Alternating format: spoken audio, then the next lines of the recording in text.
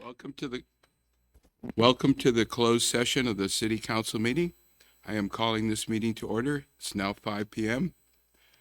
Madam Clerk, can you take roll call? Councilmember Gama. Here. Councilmember Hernandez. Here. Councilmember Perez. Here. Mayor Pro Tem Martinez. Present. Mayor Rollins. Here.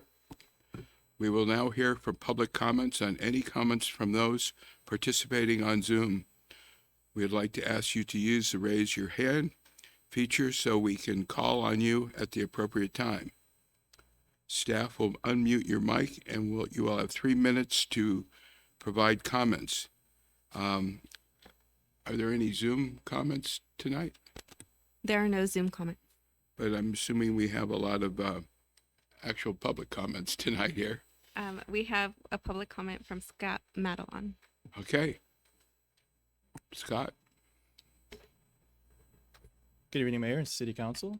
Before I begin public comment, Mayor, I'd just like to ask if we could waive the 3-minute rule, as I'm going to be speaking on behalf of about 15, 16, 17 people in the room. And how many minutes would you like? About 5 or 6 would think we can get through with it. I'm good with that. That'd be okay? Can I Sure. get the rest of the managers groups to join me up at the podium, please?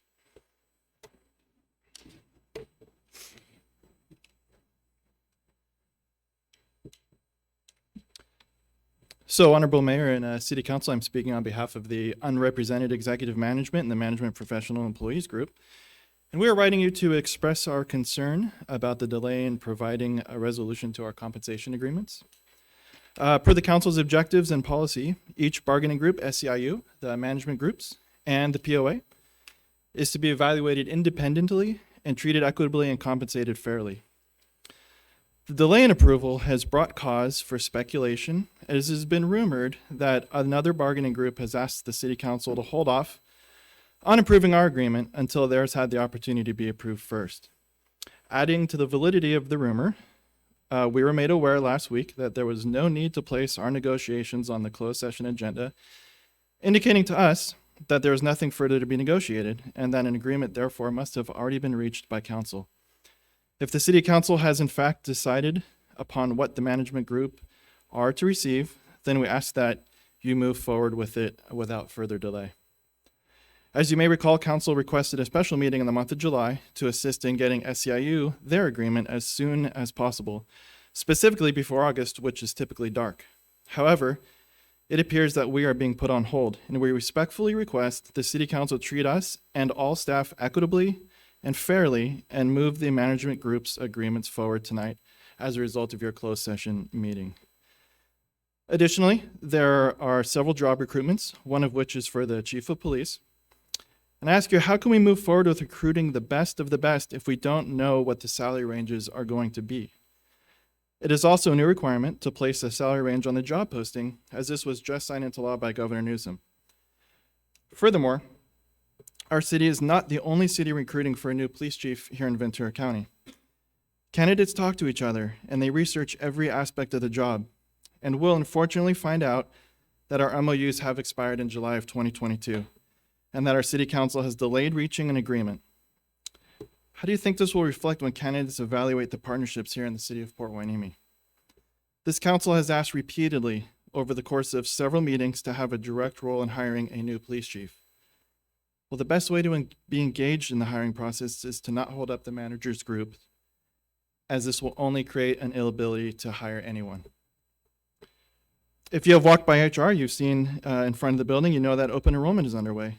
Did you know that we cannot accurately gauge what our true costs are for healthcare coverage and are due to not knowing what is or isn't approved on the manager's agreement? This is also another reason morale is low. In our finance department, it'll take a significant amount of time to make any changes to payroll as a result of a new contract. This is a particular concern since we are rolling out the implementation of the Tyler ERP system, and finance staff must devote as much time to this project as possible. And as a reminder, the City Council just approved an award of contract to bring in extra staff to assist finance during the ERP rollout. Allowing the finance staff the needed time to begin working on the payroll adjustments will dramatically impact our current staffing needs and should be started immediately to avoid any staffing issues in the future. And finally, one of the challenges in the curb and labor market is hiring and retaining employees. And here are 3 reasons why employees leave. Number one, they're overworked. Number two, team members are treated differently. And number three, employees are not receiving adequate compensation. The city has undertaken significant transformation and has provided investments in technology and capital improvements. We must maintain high employee morale and retention and provide adequate compensation packages for all employees citywide. We respectfully ask that during your closed session meeting this evening, you take the appropriate action and bring forward our new management agreement so that the staff you see before you, all of these folks behind me, can continue to bring the highest levels of service to the residents here in Port Hueneme. Respectfully signed, the Unrepresentative Executive Management and Management Professional Employees Group, which the signatures are below. And that ends our public comment for tonight. Thank you. Thank you.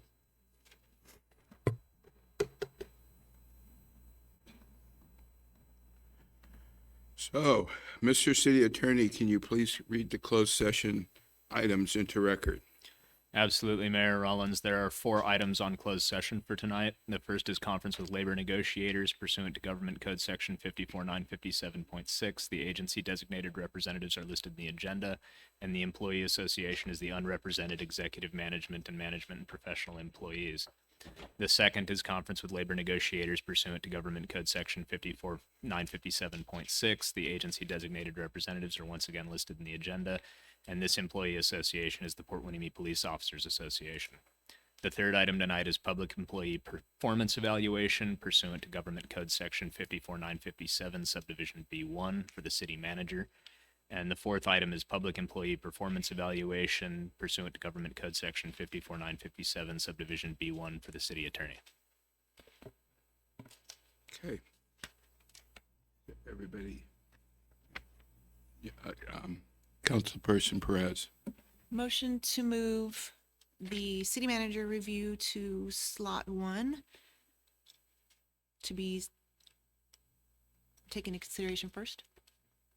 Do I have a second?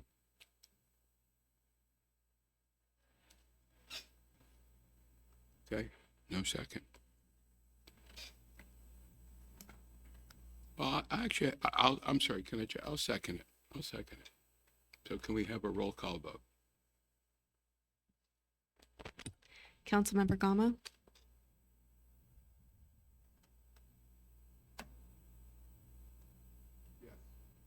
Councilmember Hernandez. Yes.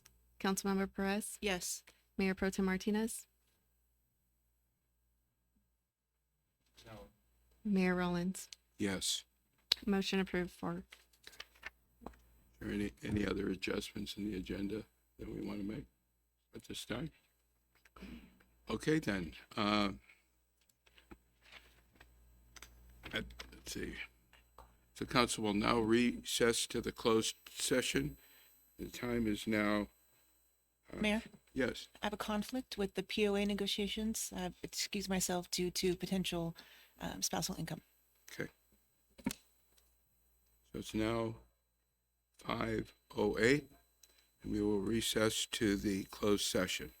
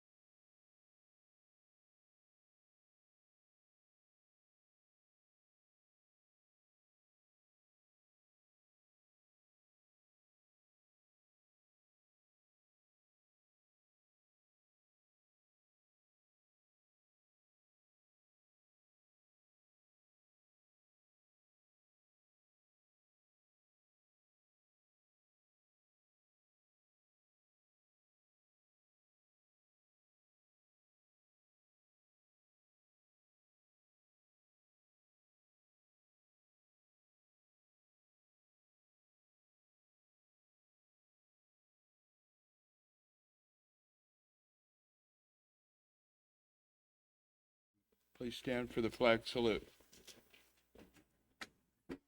Mayor Pro Tem, can you lead us in the flag salute? pledge allegiance to the flag of the United States of America and to the republic for which it stands, one nation, under God, indivisible, with liberty and justice for all.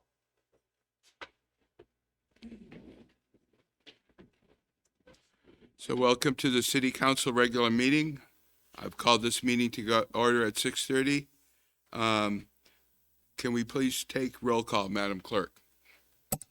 Councilmember Gama, Here. Councilmember Hernandez, Here. Councilmember Perez, Here. Mayor Pro Tem Martinez, Present. Mayor Rollins. Here.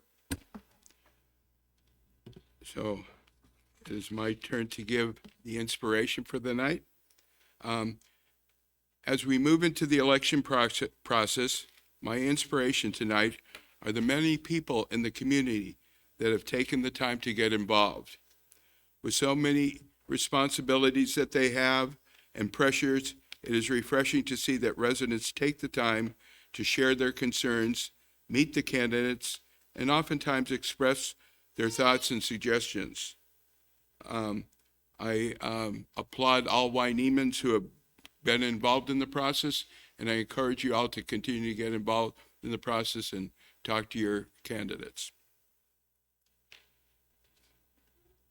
Mr. City Attorney, can you please provide a closed session report? Thank you, Mayor Rollins. There is one reportable action in closed session tonight. It is conference with labor negotiators with unrepresented executive management and management and professional employees. An agreement was reached.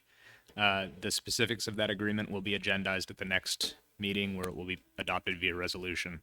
In addition, some housekeeping matters. The item number 3, city manager evaluation, is deferred until the end of tonight's meeting for those wishing to wait. And item number 4, city attorney evaluation, is deferred to a date uncertain and will be posted at an agenda. Okay. We will now hear general public comments not pertaining to items on the agenda. Any comments for those participating on Zoom, we would like to ask you to raise your hand feature so we can call on you during the appropriate time. This will be the same process for comments pertaining to each agenda item. Staff will unmute your mic and you will have 3 minutes to provide comments. Madam Clerk, do we have any public comments tonight?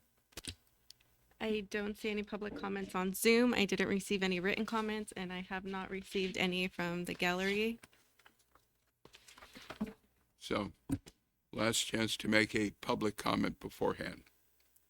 Okay, may I have a motion and second to approve the agenda? So moved. Second. Madam Clerk, please take a vote. All in favor? Aye. All opposed? Hearing none, motion passes.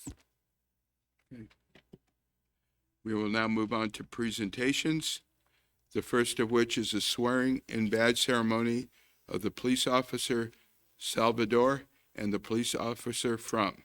Commander Albertson. Okay. Commander Chief. The chief, okay, let's, even better. Good evening, Mayor Pro Tem, City Council, City staff. I value these types of evenings where I get to welcome aboard new officers that have joined the Port Hueneme Police Department. Tonight, I'll be presenting to you one of our officers that recently graduated from the Police Academy this past Friday, along with a lateral officer that joined us and came over from the Los Angeles Sheriff's Department. So what I'd like to do is actually start with Zachary Frum, if he can come on up here.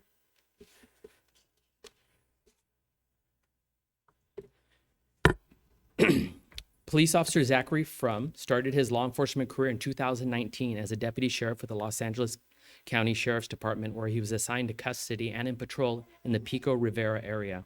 His father, Gregory, also worked for the Los Angeles County Sheriff's Department and the Los Angeles County District Attorney's Office. Zach was hired by the Port Hueneme Police Department as a lateral police officer in August of 2022 and is currently assigned to the field training on D shift, more commonly known as weekday night shift. One of his first assignments upon being hired by the Port Hueneme Police Department was to work the Hueneme Beach Festival. So he's already got 1 year under his belt doing that event. Prior to starting his law enforcement career, Zach was a lead associate of operations for Chase Bank. Zach grew up in Moore Park, California, and attended Moore Park High School, graduating in 2009. He attended Moore Park College and received an associate's degree in sociology in 2016. In attendance tonight are several of Zach's family members, wife Andrea, son Jackson, sister-in-law Natalia, and Natalia's boyfriend Sam. Please join me in welcoming Officer Zachary Frum to the Port Hueneme Police Department and the City of Port Hueneme.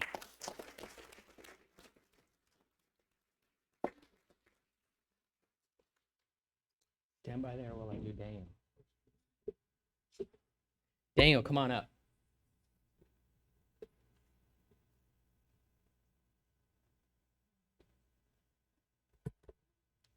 Don't they look so slender and slim after they graduate from the police academy? Wow.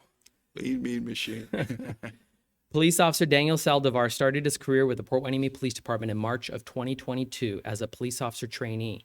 He attended the Ventura County Sheriff's Academy from April of 2022 until he graduated this past Friday.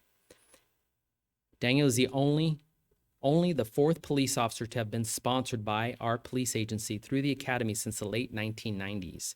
Prior to being hired by the Port Hueneme Police Department, Daniel worked as a project manager for turf construction. Daniel grew up in Oxnard, California, and attended Channel Islands High School, graduating in 2008. He attended Oxnard and Ventura College and has completed 70 units. In 2012, Daniel completed the Ventura County Police and Sheriff's Reserve Academy. The Police Academy program is over 900 hours long and is extremely demanding, often leaving little time outside of the academy for anything else or anyone else. Spouses, significant others, friends, and family sacrifice their time with their loved ones for a full 6 months. Daniel is attending a 40-hour crisis intervention team training class this week and will start his field training program on Monday, October 10th, where he will be assigned to B shift, more commonly known as weekday day shift. In attendance tonight are several of Daniel's family members, wife Veronica, daughter Hayel, son Daniel, father Manuel, mother Zita, sisters Lisette, Delilah, and Annabelle, father-in-law Honor, mother-in-law Emilia, sisters-in-law Myra and Jessica, and brother-in-law Carlos. Please join me in welcoming Officer Daniel Saldivar to the Port Hueneme Police Department and the City of Port Hueneme.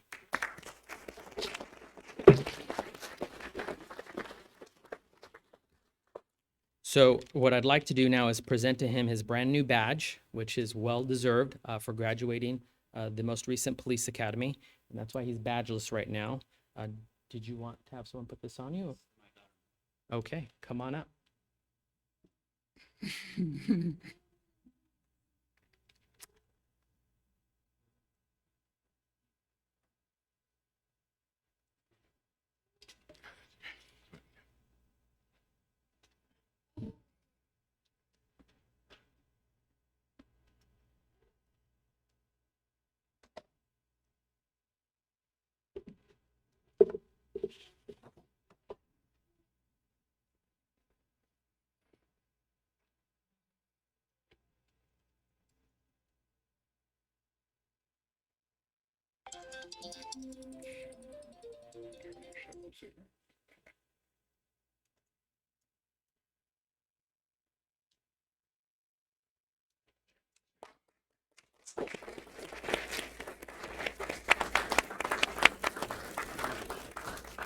Stay right there.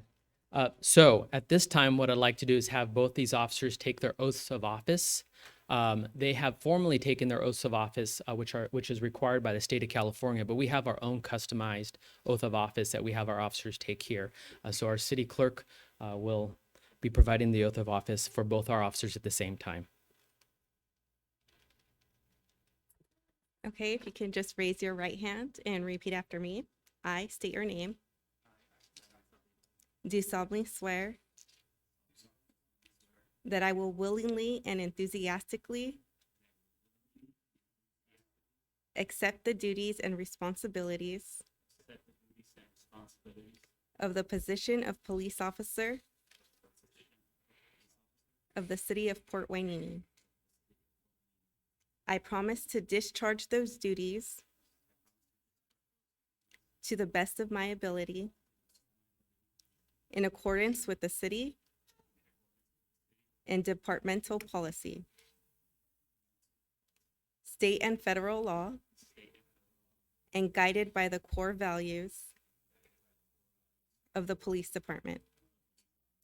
I acknowledge that I will be held to a standard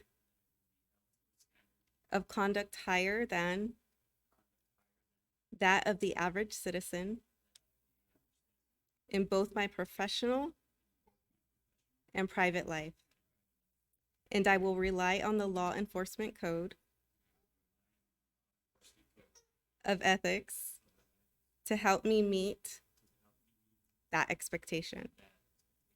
I further acknowledge that I am entrusted with the great responsibility of protecting the rights, property, and lives of those who live and work in this community. I pledge to be just, fair, and impartial in fulfilling that responsibility, and will proudly wear this badge not only as a symbol of my authority, but as a reminder of my community's trust in me. I shall be uncompromising in my allegiance to the Constitution of the United States and the state of California. I will be equally dedicated in my service to the city of Port Hueneme and to the community I am sworn to protect. Congratulations.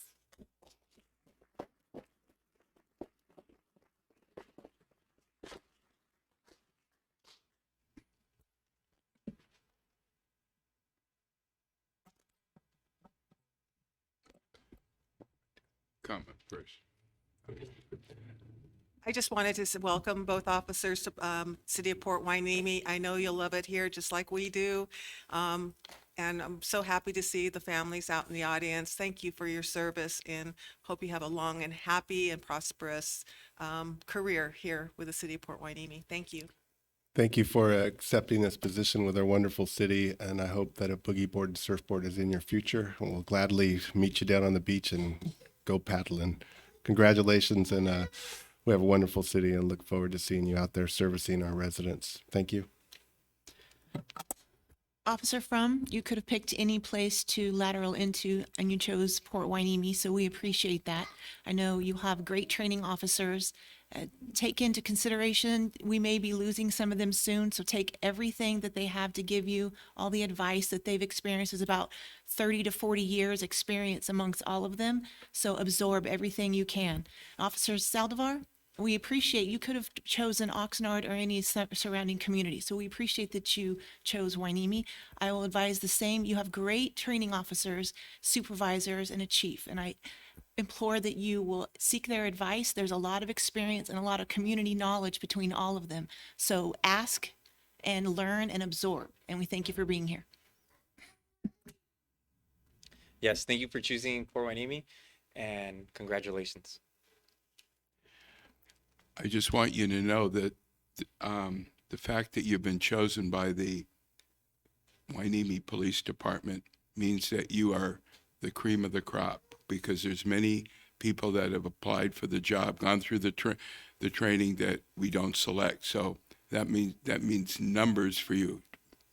In addition to that, with that comes a lot of responsibility. This police department is highly prized by our community, but with that comes very high expectations, and the fact that you've been chosen means that you're ready to handle that. So welcome aboard.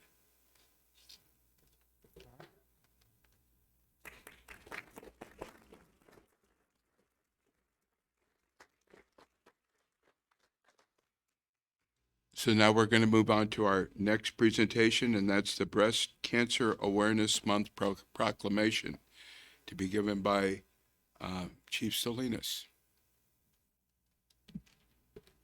Hi. Thank you again. As you know, October is both Breast Cancer Awareness Month and Domestic Violence Awareness Month. And as in previous years, we typically do a proclamation during the month of October. So I'm here before you this evening to read off the Breast Cancer Awareness Proclamation for 2022. Whereas considerable progress has been made in the fight against breast cancer, it still remains the most frequently diagnosed type of non-skin cancer and the second leading cause of cancer deaths among women in our country. And whereas this year alone, over 250,000 Americans will be diagnosed and nearly 44,000 lives will be lost. And whereas knowing what may contribute to breast cancer is an important part of its prevention, risk factors for breast cancer include family and personal history, radiation therapy to the chest for previous cancers, obesity, and certain genetic changes. And whereas getting regular screenings may help lower the chances of developing breast cancer, and women and men are encouraged to talk with their healthcare provider about their risks and what they can do to mitigate them. And whereas, thanks to the earlier detection and better treatments, mortality rates for breast cancer have steadily decreased in the last decade. And whereas, during National Breast Cancer Awareness Month, we stand with our mothers, daughters, sisters, and friends, and we recognize all who have joined their loved ones in fighting their battle, as well as the advocates, researchers, and healthcare providers whose care and hard work gives hope to those living with breast cancer. And whereas, by educating ourselves and supporting innovative research, we will improve the quality of life for all Americans affected by breast cancer and one day defeat this terrible disease. And whereas, the Port Hueneme Police Department will be wearing pink patches on their uniforms, signifying their commitment to raise awareness and help support all of those affected by breast cancer. Now, therefore, be it proclaimed that the City Council of Port Hueneme hereby recognizes October as Breast Cancer Awareness Month in the City of Port Hueneme and encourages the community to help raise awareness and support in the fight against breast cancer. So, Mayor, I present to you this proclamation.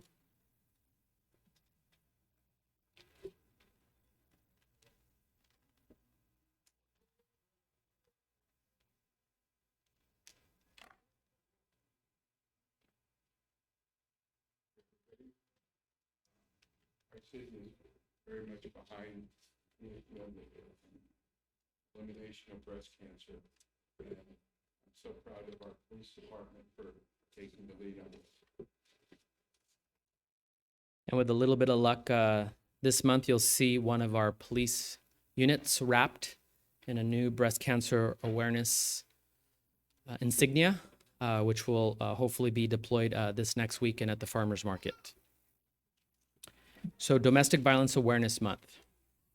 Whereas October is designated as Domestic Violence Awareness Month, and whereas domestic violence is a crime which affects all races, cultures, and social demographics, and whereas domestic violence has a profound impact on families and the community, and whereas children that grow up in violent homes are believed to be abused and neglected at a higher rate than the national average, and whereas only a coordinated community effort will put a stop to this atrocious crime, and whereas Domestic Violence Awareness Month provides an excellent opportunity for residents to learn more about preventing domestic violence and show support for the numerous organizations and individuals who provide critical advocacy, services, and assistance to victims, and whereas the Port Hueneme Police Department, City of Port Hueneme, and community-based organizations are in a position to provide education, information, and services to assist victims in the understanding that they have the right to be safe,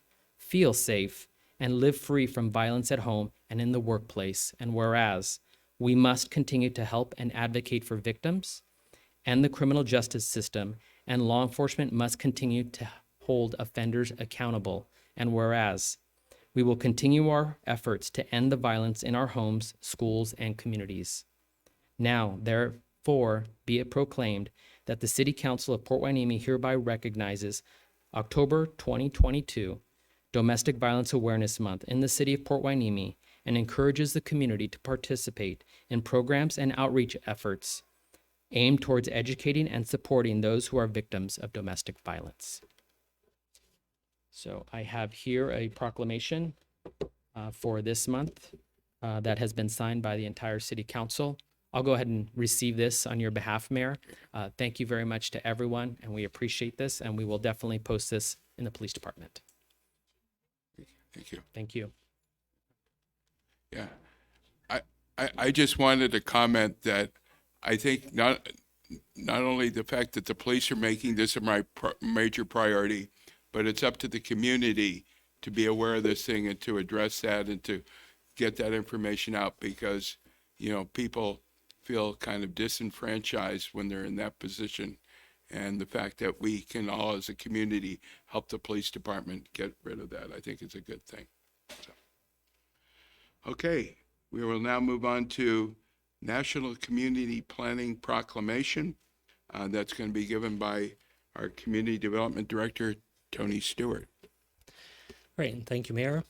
Actually, right now, the state planning conference is going on, so I doing that from off-site, and so I'm here tonight, though, in between everything to read this and have a few other items for you this evening. But for our Community Planning Month, October 2022, whereas change is constant and affects all cities, towns, suburbs, counties, boroughs, townships, rural areas, and other places. Excuse me. And whereas community planning and plans can help manage this change in a way that provides better choices for how people work and live. And whereas community planning provides an opportunity for all residents to be meaningfully involved in making choices that determine the future of their community. And whereas the full benefits planning require public officials and citizens who understand, support, and demand excellence in planning and plan implementation. And whereas the month of October is designated as National Community Planning Month throughout the United States of America and its territories. And whereas the American Planning Association and its professional institute, the American Institute of Certified Planners, endorse National Community Planning Month as an opportunity to highlight the contributions that sound planning and plan implementations make to the quality of our settlements and our environment, and assurances that they are equitable, resilient, and sustainable. And whereas the celebration of National Community Planning Month gives us the opportunity to publicly recognize the participation and dedication of the members of the professional planning community and other citizen planners who have contributed their time and expertise to the improvement of the city of Port Hueneme, and to extend our appreciation for their continued commitment to public service. Now, therefore, be it proclaimed that the month of October 2022 is hereby designated as Community Planning Month in the city of Port Hueneme in conjunction with the celebration of National Community Planning Month. And with that, I do have a proclamation here, and as Chief did with the last one, I'll go ahead. It is signed by everybody. I'll go ahead and keep it in the Community Development Department. Thank you all for the time. Thank you. Okay. I'm going to again make a request that, you know, we have a top planning department within our city, but we also believe in transparency, and in order to get the right plan for our community, it's going to take input from the entire community when it comes about. So you're all involved in the process. The Hueneme Beach Festival wrap-up, Police Chief Andrew Salinas and Steve Kinney. So I'm not sure. And perhaps Maya Zumaya.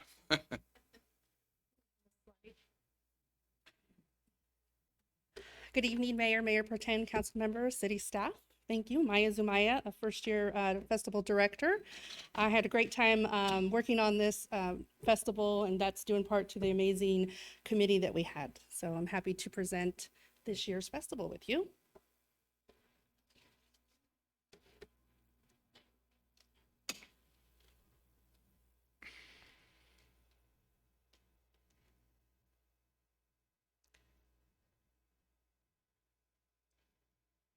I'm not sure that's the right slide.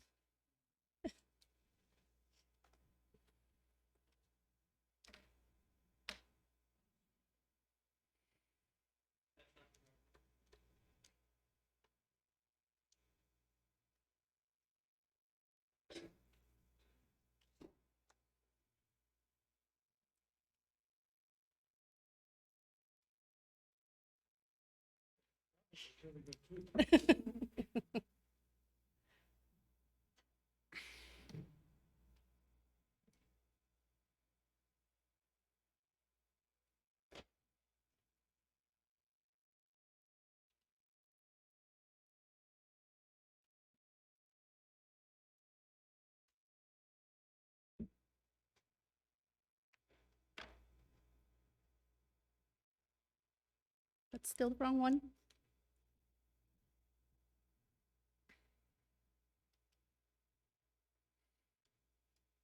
Perhaps Chief went to go get a flash drive.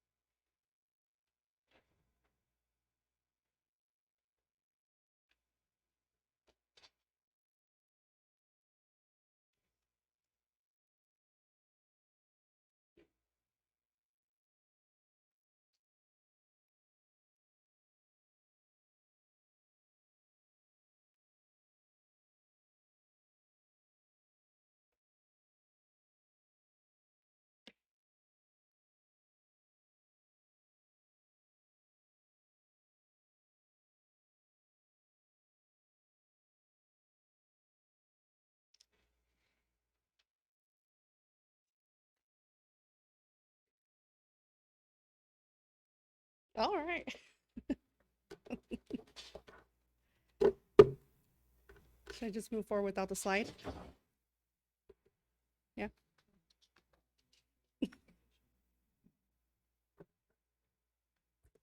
Step in just for a second. It sounds as though we're having a moment of silence for the beach festival, and we don't want to convey that that's that sort of sentiment at all.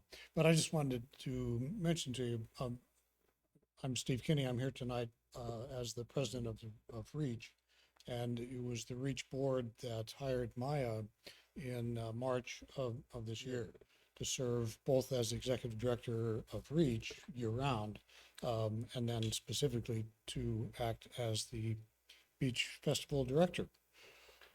And to come on in March to organize a festival that was going to happen less than 6 months later is kind of a lot to put on one's plate. So we recognized that and said, you know, good luck anyhow.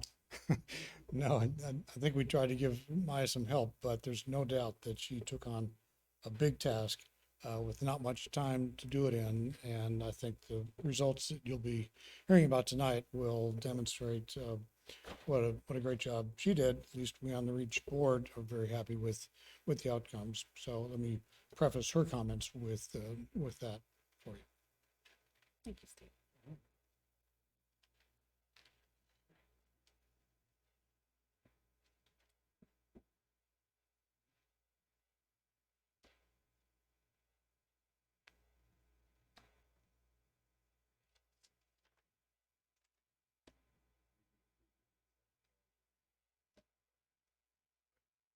Oh,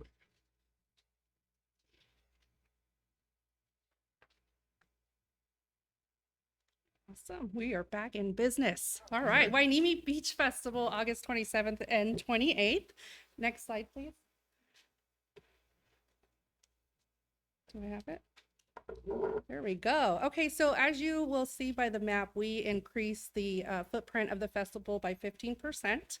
So we took up most of Surfside Drive to include a community village that allowed our local nonprofits to come be a part of the festival.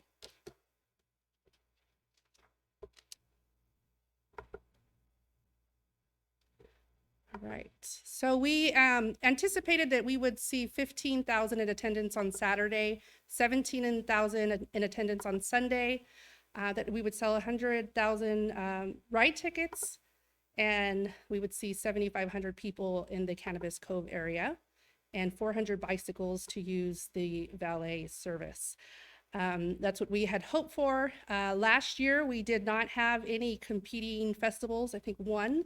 This year, we had several. So we had the Camarillo Air Show, we had the Ventura County Fair, we had the Throwdown as well. So we had lots of competing festivals where we did not have last year. So that may have impacted our numbers. So as you will see, last year's numbers, we did see a decrease, a bit of an increase on Saturday with 10,000 people in attendance, a drop on Sunday with only 9,800 in attendance on Sunday. We sold 53,000 ride tickets. There was 5,000 people who entered Cannabis Cove, and 400 bicycles used the valet service, so that did increase this year. It's a great benefit to the city. So this year, a part of the increase in the footprint was to relocate the community stage so it would be more in front and center. We had an amazing sponsor for that community stage who did save us some money by paying for the stage itself and the back line, which allowed us to increase some of the cost for the entertainment. And we had really great entertainment. And if you were there, you will see that that community stage was really popular. A lot of people attended that. There was great feedback about that, and they're looking forward to coming back next year.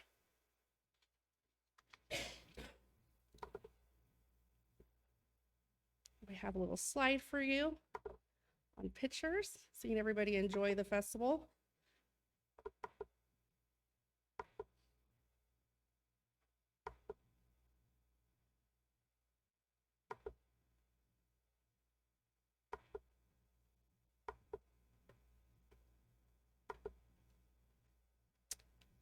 And the highlight of the festival right here.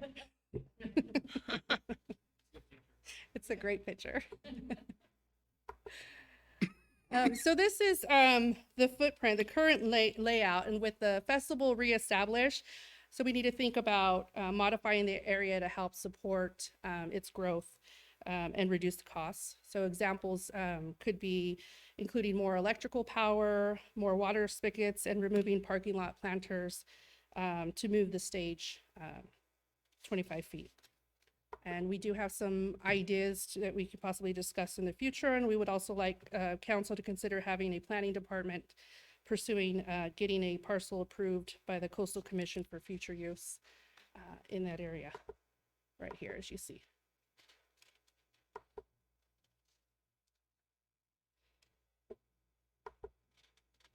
Awesome. So we had amazing volunteers who supported the festival, many of them who are looking forward to coming back.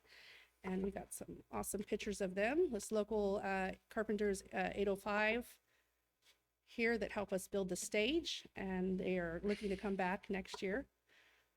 This is the Cal Fire group here. They were a huge support in the festival that really helped us with security and did all. There's 22 of them each day, so it was amazing.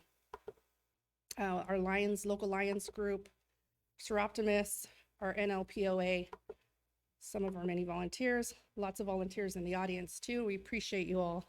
That really helped make it possible to run this festival. And I'm going to pass it over to our REACH President, Steve Kinney, for the financial summary. Thanks. Okay. Sure, so let's take a look at how the festival did by the numbers this year. There's lots to talk about here, but I'll try and keep it at the high level. These are the summaries. The income up by 23%, expenses also up, not by quite as much. So the deficit compared with last year fell a little bit. Last year there was a $29,000 gap. This year it fell to $25,000. And attendance, as I already talked about, dropped slightly to 20,000 for the weekend. Pardon me.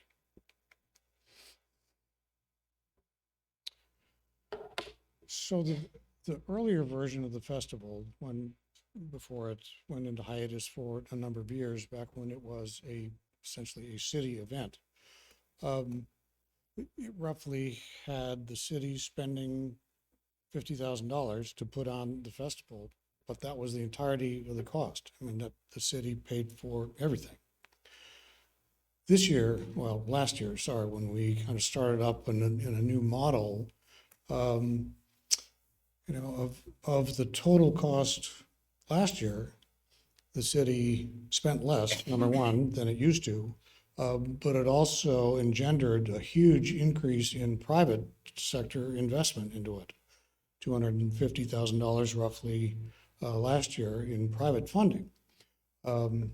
This year, again, with a shortfall of 25,000, that's 8% of the total cost, but there was $300,000 of private money that was attracted and spent to put on the festival. So in terms of leveraging, I just want to talk about the leveraging effect of any money that you put out into the community. When the city was paying for everything, that leveraging factor was exactly 0. But under this new model, now it's up to, between last year and this year, I mean, it's an 8 times factor based on what private money is being attracted into the event. So it's a whole different financial model to run the festival on. And here it is in graphic form. It's the same principle here. At the beginning, the blue number is, that's what the city put into it. The orange number is what the private sector put into it.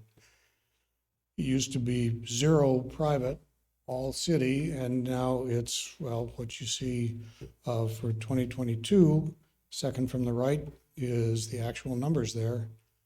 25,000 public, 302,000 private, and we expect next year, that's a projection, to get it to even a greater private impact. So I'll touch on just the high level for some of the key changes in both income and expenses relative to last year. The top 2 have to do with income. They're both great indicators. From the vendors, went from less than 20,000 last year to 40,000 this year, over a 100% increase. Sponsorship was up 30% this year. I mean, what that means is, number one, sponsors and vendors did great. They did well last year. That's what brought them back again this year, plus the reputation from last year attracted more. A successful event for them means that they did well. That's, well, vendors alone, that's almost 70 small businesses that participated in the event and got a good chunk of change toward their annual performance out of this festival. So we've supported those small businesses, and both the vendors and the sponsors who are here were happy enough with it that it only drives demand higher for next year. So with the festival in the summer of 2023, we can expect increased demand from vendors and sponsors, which again allows us to increase the fees for the festival to allow those into the event. So they do well, and the festival does well also. Now on the expense side, a couple things to highlight here. Admin was up by 20,000. So that's entirely attributable to just 2 things. One, we had a consultant contract this year for $10,000 to last year's festival director. And that was to provide transition assistance to Maya. As I said, she came in with only 6 months or less left for the festival. We thought she could benefit from a little assistance from the guy who knew everything about how it worked the year before. So that was a one-time expense this year, obviously not necessary to repeat next year. And then the other half of that was just the price of success. We paid $10,000 more in sponsorship commissions to the guy who brought it all in because he brought in so much more. If we got 30% more in total sponsorship money, I don't mind paying an extra $10,000 in the commissions to get them there. So that explains the admin. The entertainment expense up roughly $20,000. A combination of a couple of things there. Maya pointed out the community stage, the Tony Young community stage. There was a lot more attention given to that this year, and the quality of both the equipment and the programming itself was much higher, and that required a little additional expense. There was also more expense on the main stage, which frankly we see some opportunity to make some changes there from the way it was handled this year that entailed several Los Angeles-based vendors providing equipment for the area. And I think we know that we've gotten enough experience now that in the future we can operate out of the local community and not have to pay LA prices for some of those factors.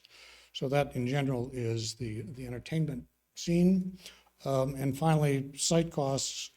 That's a big bundle of, a lot of things: fencing, tents, porta potties, chairs,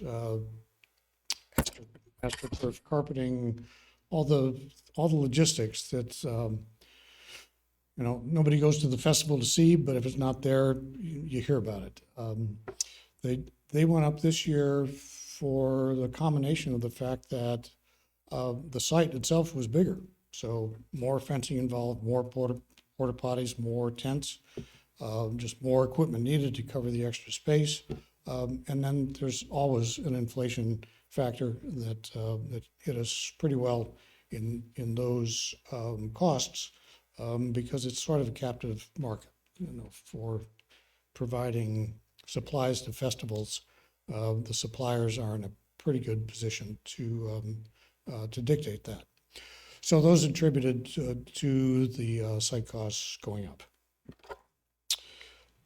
And then finally, for me, just looking ahead as to what we want to concentrate on for next year, several cost-saving opportunities. I think I've highlighted those already. A consultant fee goes away. We want to take over this music support into the local community. And then we think that the site costs we can control with renting less and providing more of our own equipment into the site. Secondly, revenue should stay strong, and I believe that's an understatement. I think it should keep on going up for all the reasons that I mentioned. Success breeds success, and all the participants this year came away with a very successful experience. So revenue should go up for that reason. We can do more accurate budgeting next year because we just have more knowledge. We have a more refined database of 2 years worth of experience on what things cost and what the alternatives are versus what we had going into this year. So I think we can just do a better job of charting our financial future there. Once again, I think next year will be just as this year has been, as it started last year, an overall positive economic impact in the community. This is a over $250,000 infusion of private money that circulates through via the festival through into the small businesses that participated, while at the same time giving everybody who was there a wonderful weekend experience.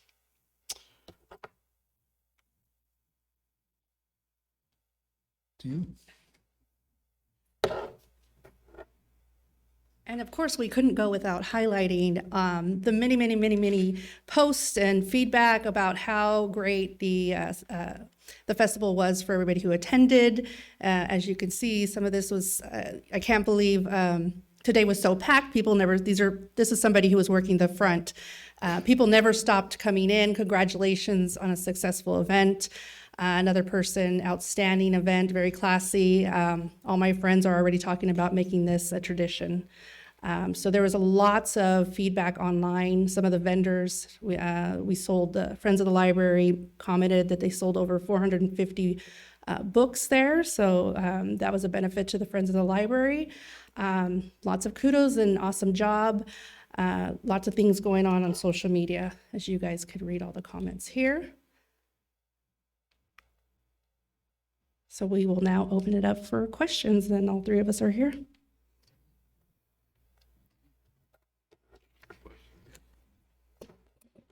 First of all, comment and then my question. Thank you so much for the presentation and the follow-up, and congratulations on a successful event. I was there both days. I got to help sell T-shirts in one of the booths and work the National Latino POA booth serving beer. It was very, very busy, but it was a lot of fun. People, I think, really enjoyed it.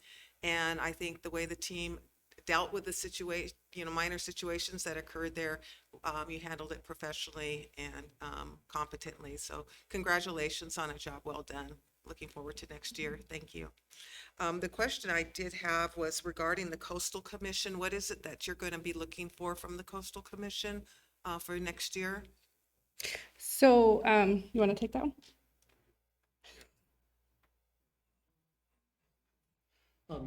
The area that was shown on the. Could you Thank you. speak up Yeah. a little bit too? Is that better? Yeah. Yes, thanks. The area that was shown on the site map, which, if you recall, behind the Cannabis Cove, extending over to the Carnival area. That's the area that's now Ice Plant. We would like to explore the possibility of getting permission, which will involve the Coastal Commission, to turn that into usable area in some fashion, whether it, well, I don't know what the Okay. details would be, but that's the interest in a way to expand the footprint of the festival site in a pretty efficient manner if they will allow. And how many small businesses were local businesses that participated in the festival? Did they? Yeah, I We don't don't have know that that. number, but I could get it. Okay, And, that'd be great.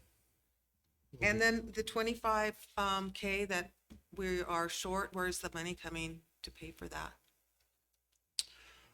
We're going to approach the city manager with a request, and And then it's up to us to find it for you, right? Okay. All right, very good. Thank you again. Good job. Thank you. With regard to that Coastal Commission ask, it's my understanding that that property is slated recreation currently. Is that correct, Tony? It's slated open space. Okay, because there was a project where they wanted to do a RV park, and I think it was recreation. But my question is that that piece of property is extremely valuable for recreation, and I know that we had looked and considered ideas like volleyball and courts and maybe more additional picnic areas. So I hope that the council will be able to be involved in a grand macro approach to what we could do with that valuable piece of real estate and not just use it once a year for Hueneme Beach Festival. I think it has a lot of value that we could roll into our city. So I hope that we could have that big, long, tough conversation.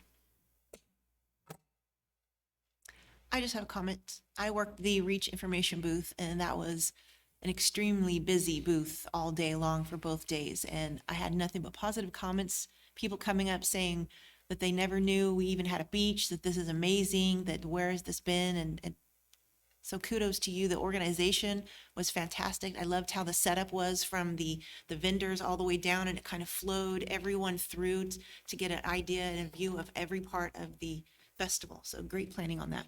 And thank you for stepping up. We had a volunteer coordinator set up who got COVID right before. So thank you for stepping into that role.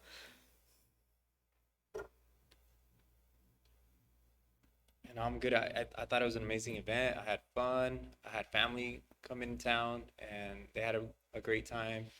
Bought a lot of food and drinks, and so just want to say it was a really fun and entertaining event. I just want to add, Bobby's mom, Mrs. Martinez, also helped volunteer. Rabia Rahma, who's in the audience, helped with the booth. So I want to just acknowledge all the volunteers who stepped in because we just needed them, and the Ocean View Pavilion, who helped with the pop-ups at the last minute. So Very everybody grateful. did their part. It was great. Indeed, we're very grateful for our volunteers. I have a personal experience with Ria. I brought my granddaughter to this event, and she coerced me into going into the kiddie rides with her, and I've never felt so old as trying to get in with a 6-year-old into one of those tiny kiddie rides and going around. So it was a great time. I've participated in these events before we had this new model and afterward. I mean, I think I'm going to second that you had great entertainment in that Tony Young stage, I think, compared to in the past. And I just heard a really positive vibe from the people there that it wasn't just kind of an afterthought. It was really, really good. I also want to commend the fact that, this year we had multiple shuttle parking. I don't know what that shuttle parking cost us. I know it was really well received by the community because parking fills up almost immediately at the site or even the outlying areas. And for a lot of people who don't want to walk 1.5 miles, the fact that you had shuttle parking, free shuttle parking, was extremely well received.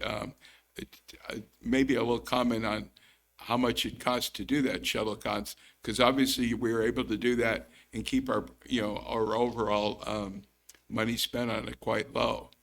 Yeah, the shuttle system cost $2,500. That's rounded up for the 2 days to have 2 buses running from the beginning of the event all the way to the end of the event. And we were fortunate enough on the Friday before our event, the port contacted us and made the large parking lot available. So we shifted on the fly there. And while those shuttle lots didn't see as much traffic as we anticipated because the port opened up, they still really did their job in helping us coordinate traffic in and around the event. And it was surprising to see how many people actually used the shuttle. Yeah, I know. Once I heard that that was available, I tried to spread the word. And I think if we pre-plan in the future that that's the case, I know that's one of the things that I know that the county fair does real well is to provide that shuttle parking because it's, again, very limited locally. So if we continue that, I think that's going to be a good attribute. The final thing that I had to say was that being that we have, one of our goals is to provide these big events to bring people into the community. If there was any kind of a way to kind of have the local businesses and even our local hotel somehow combined in the effort so that, they can, people, I'm looking regional, we can have people coming in from out of town. And if we can kind of tie into the local hotels and let them benefit by that. And then also our local businesses, some kind of a way that, maybe they get a festival ticket and this is a group of restaurants and things that you can participate in our local community. But great job. I also want to recognize the VFW who opened up their parking lot for us as well. Great. And I also mentioned that most of our hotels actually sold out. Yes, they So had they were part of that. And competing event. And I want to give a shout out to our explorers who were there from before sunrise till the end, who handled all the traffic and they do an amazing job. I give shout out to Henry and Frank for training them and teaching them all that they know. Shout out to the Sea Cadets that did a wonderful job with me on the trash detail. I think they logged about 14 hours of hard work. Could you tell us how many cars we parked and how much revenue we collected for the $10 parking fee? I don't have the exact number on me, but we can get that to you. Unless you have it, Steve.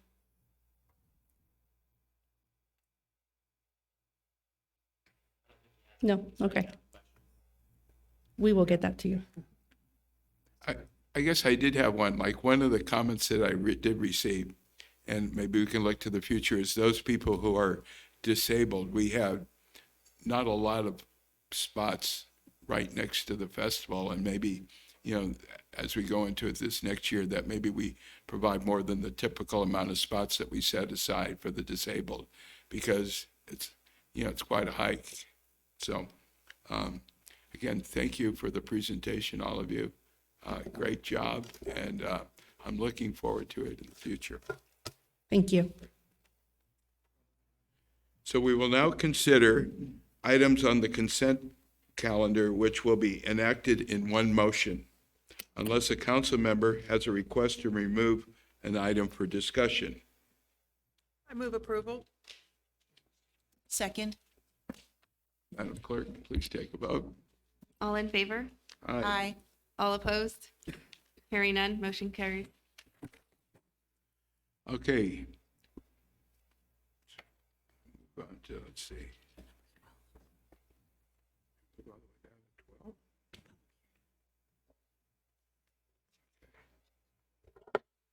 Okay, so we're now going to be moving on to our public hearings. And Mr. Stewart, this is for a plan development number PHPD 902, major modification number 1, PHPD 670, and the location is support of Wainimi Landscaping. Mr. Stewart.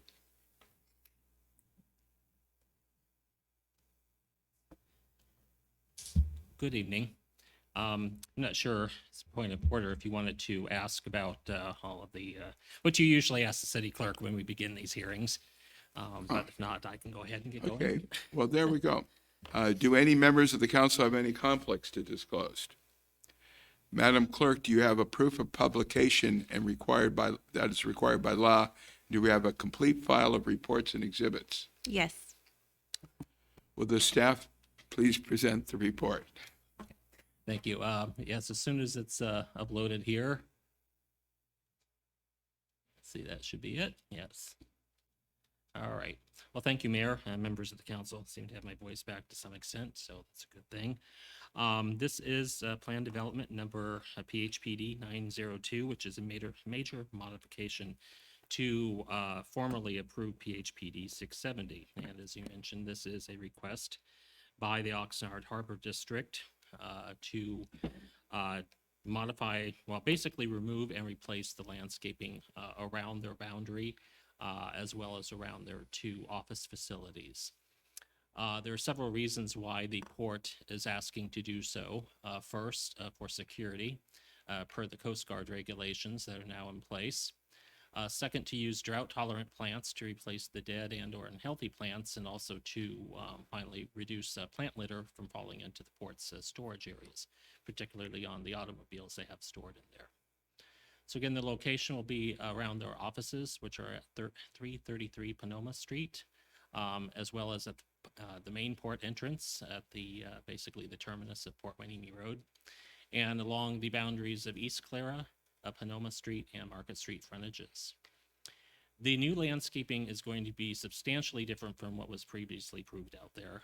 As you know, what we have now is a row of hedges in front of a vine-covered wall with a mix of trees, primarily eucalyptus trees.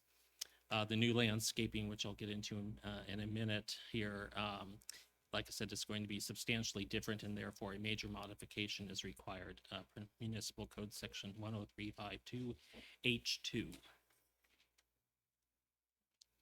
So back in 1989 is when Plan Development Permit 670 was approved, and that was to provide the new screening at the time, as well as a new main entry gate into the port's property. And that landscaping not only provided screening of their operations, but it also provided, with the trees and whatnot, some viewpoints, or at least from outside viewpoints, some visual breakup of the port's operations, such as the cranes and whatnot, from vantage points across the city.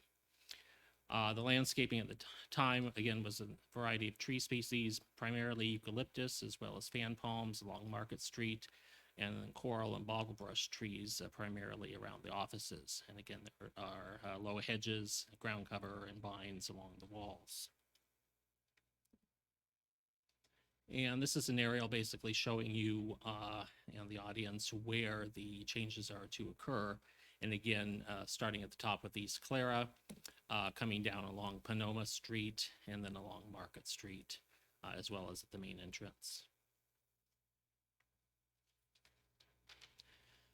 So the design concept, and I'm sure the landscape architect, as well as the port staff, who I'll introduce here later on, will provide a much better explanation of what they're proposing. But the plan will consist of a drought-tolerant palette, and that will include or preclude areas for people to hide behind, as well as to climb over the fence, which is unfortunately an opportunity they have today. The plant palette proposed along the street frontages will be a combination of trees, primarily the palm trees we see out there today. Most of those will be maintained, but there will be a mix of succulents, shrubs, and grasses that will give quite a variety of textures, colors, heights, and whatnot. One in particular called Yucca rostrata, or Big Bend yucca, grows up to about 16 feet or so. And so with those, we'll be able to get some of that visual breakup that the eucalyptus trees currently provide. The proposed planting will also require very low amounts of water, and again, will provide a nice mix of textures and colors. The vines will be maintained on the fences or on the walls because they are pretty well established, and they will continue to be there to provide a graffiti deterrent. So this is a rendering of basically at the main port entrance, where again you've got the palms that are being maintained, with the taller Big Bend yuccas in the background there, with the fence behind, or the wall behind. I keep calling it fence, but it's actually a wall. And then the variety of succulents and ground covers in the foreground. And this is another side view, as somebody walking along the street would see. Again, that variety of textures and colors. And down below are examples of the actual plants that will be used in the replanting. And so with regard to around the port's offices, it'll be a little bit different than the street frontages because there'll be new tree species that are more suitable for the climate, and proposed planting areas or existing planting areas will be introduced, and the existing trees, again, primarily bottlebrush and coral trees, will be removed. The new trees will consist of acacia, as well as the strawberry tree and New Zealand Christmas tree.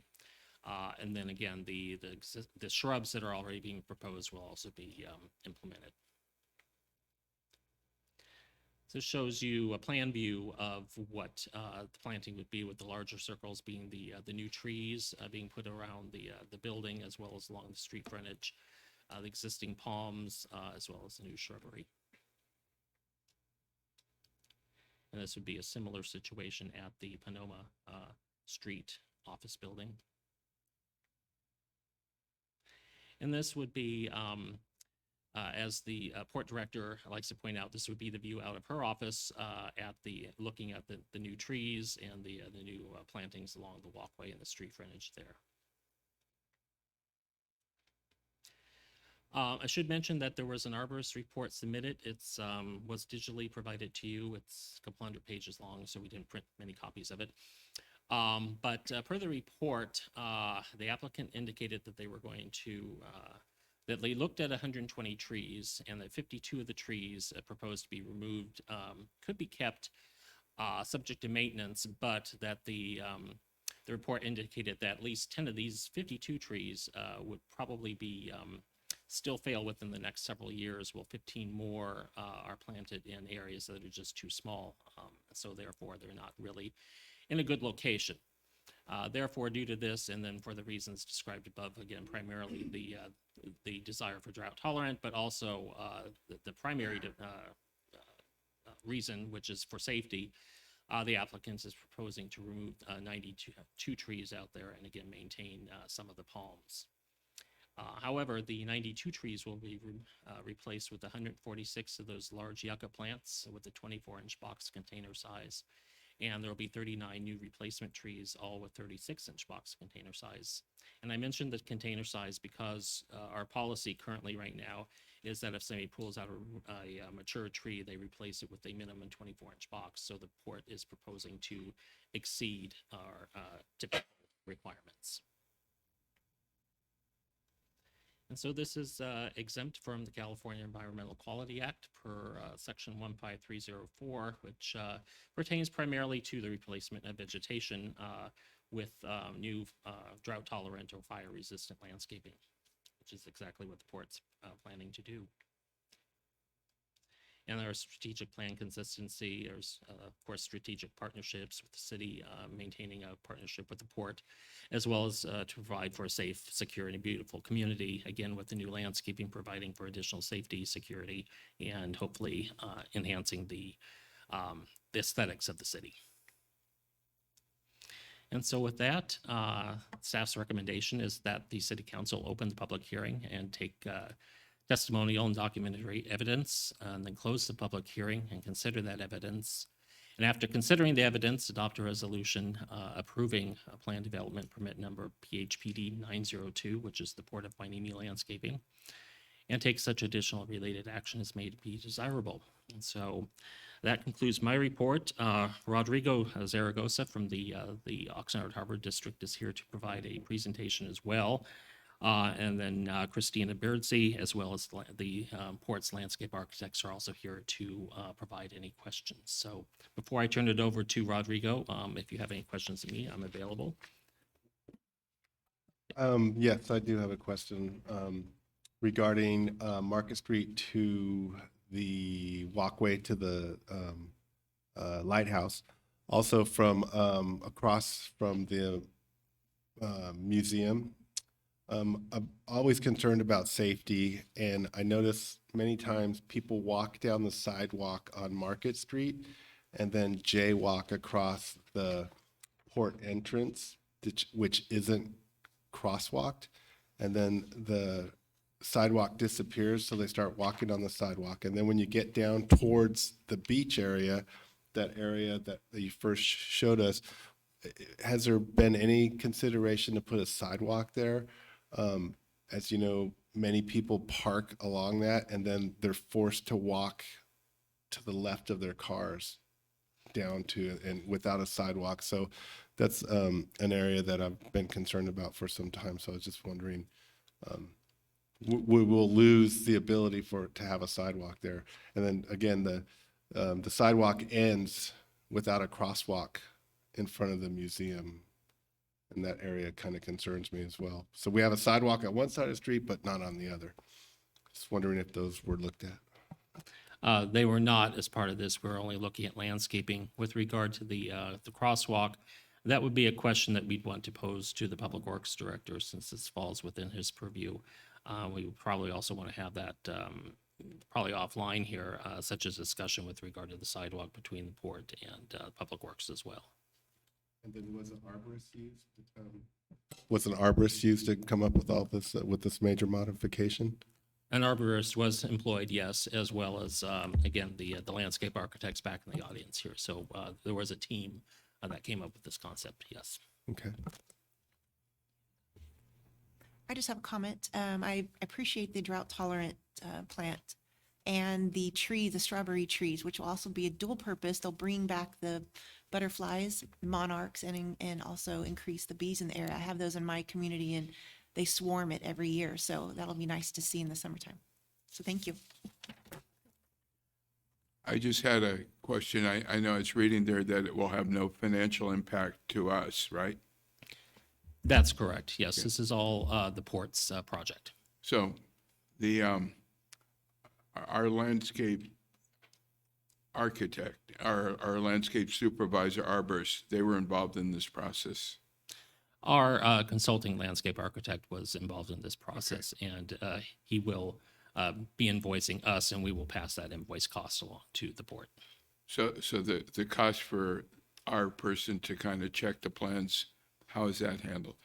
Again, they'll go ahead and invoice us, and then we'll go ahead and invoice the port for that. Yes. Okay, great. I have no other questions. Okay, then I'll go ahead, if you don't mind, and introduce Mr. Zaragoza, who can probably provide a much more colorful explanation of what they are proposing to do out there than I was able to do. Right. Good evening, Mayor and City Council staff. My name is Rodrigo Zaragoza. I'm the engineering specialist at the port. And with me today, we have Christina Beardsey, the Chief Operating Officer. And we also have Jack Kiesel, Benjamin Perez from Kiesel Designs, the architect. So I'll be presenting the landscape beautification today. So This is the project location, as Tony said. This is the boundary of the port. So Market Street, Port Hueneme Road, Panoma Street, and Claro Street are all involved. Let's talk about the current landscape. So the current landscape was first introduced in 1989, which was 33 years ago. And since then, many things have changed, right? So the port is now obligated to perform an annual security audit. And last time we did that in 2019, pre-COVID, it was determined that the current landscape actually violates the National Fire Protection Association guidelines. That is that we cannot have trees too close to the fence line or the boundary of the port. They at least need to be 20 feet apart, or if there's trees there, they need to have a security collar, right? So as you can see in the picture here, those trees are less than 2 feet away from the fence, and those could easily be used as a climbing aid to enter the port. Not just that, right? But on Panoma Street, we also have the bushes that could easily be used as a concealment or as a hiding spot for intruders. We also have to consider public safety, because I notice a lot of community members park their cars along Panoma, and the last thing you want to do is enter your car in the middle of the night and have somebody just hiding between the bushes, right? So this also addresses public safety. And not just that, on the other side of that fence, we have brand new cars we park that are imported from the port. And we have not been able to use some of those parking spaces because the trees are degrading, they're old, and the branches fall off and they damage the car. What that does, that actually impacts the city's income as well, because it is a portion of that import goes to the city income as well. So with that being said, I'm gonna pass it down to Benjamin Perez and Jack to go over the plans in details. Thank you.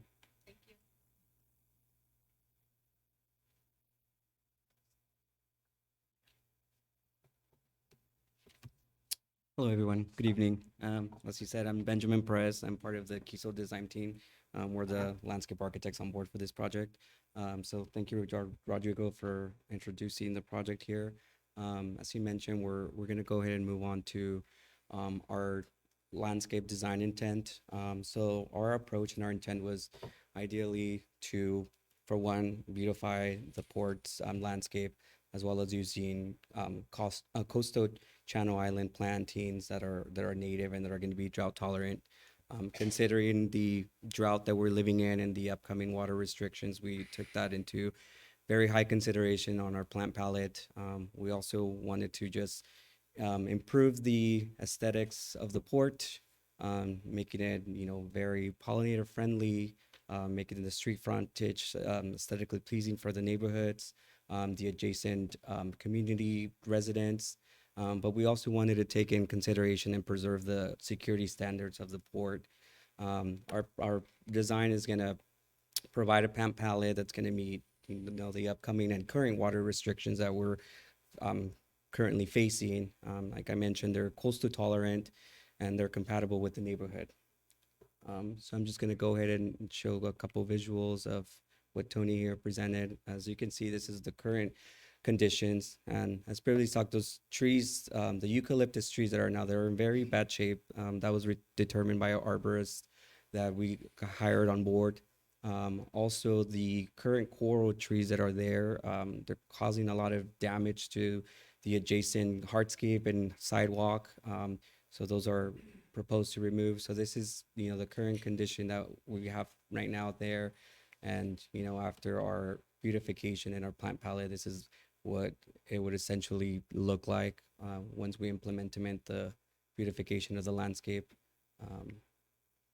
Again, this was something Tony displayed, but that's Panoma Street currently now. A lot of the shrubs, like they've mentioned, they just serve as an opportunity for hiding or congregating, and probably not just promoting not unsafety situations for the community. What we're trying to propose is have a very defensive plant palette, yet something that's going to be aesthetically pleasing to adjacent neighborhoods and community. We want to avoid any opportunity of having any type of climbing aid or any hiding opportunities for anyone along Panoma Street, Market, and Port Hueneme Road. As mentioned, we are considering that the trees are being removed, and per the code of safety for the Port Hueneme, we're proposing to come up and replace those with the Yucca rostrata, which will serve as a vertical element and will break that wall into a softer, yet will play the role of like a smaller tree along Panoma Street. Again, these are the current conditions, and these trees specifically here, they are causing a lot of root damage. The roots are causing a lot of hardscape damage there, so that's going to be replaced, and we're trying to get that. And I know the city of Port Hueneme is trying to do that overall in the city, kind of removing those coral trees that are causing root damage, hardscape damage. So again, this is the current condition now, and this will be after we implement our landscape and our plant palette. Moving forward, this is just a typical planting layout. I believe you all guys have a copy of our plan, so you can see in more detail about our quantities, sizes, and typical planting throughout the site. On the bottom left-hand corner, you can kind of see a typical just section of how that street would look, and just the variation of heights, textures, and colors that new palette will implement along Panoma Street and along the port's front. Here's just a close-up of our plant palette. You can see the variety, and as you can see, some of these are pretty defensive plant, yet they will be aesthetically pleasing. And like I mentioned, they are coastal native. They're native to the Channel Islands. So again, they will meet any of the water requirements and low maintenance for that too.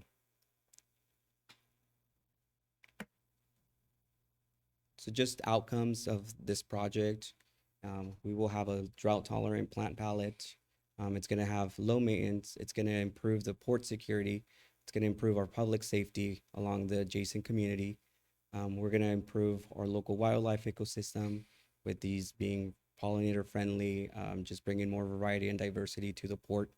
I know it also will be served as an educational opportunity for anyone who visits the port, and it'll be aesthetically pleasing. So we're going to improve the current aesthetics of the port. It'll be pleasing to the neighborhood communities and any visitor to the port for that matter.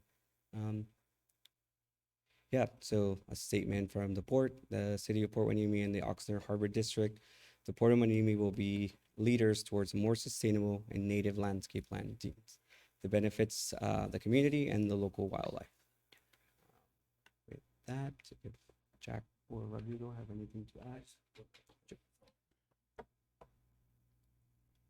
All right, Jack with Kiesel Zion, the president. I just wanted to talk a little bit about the palette and how we kind of came up with that.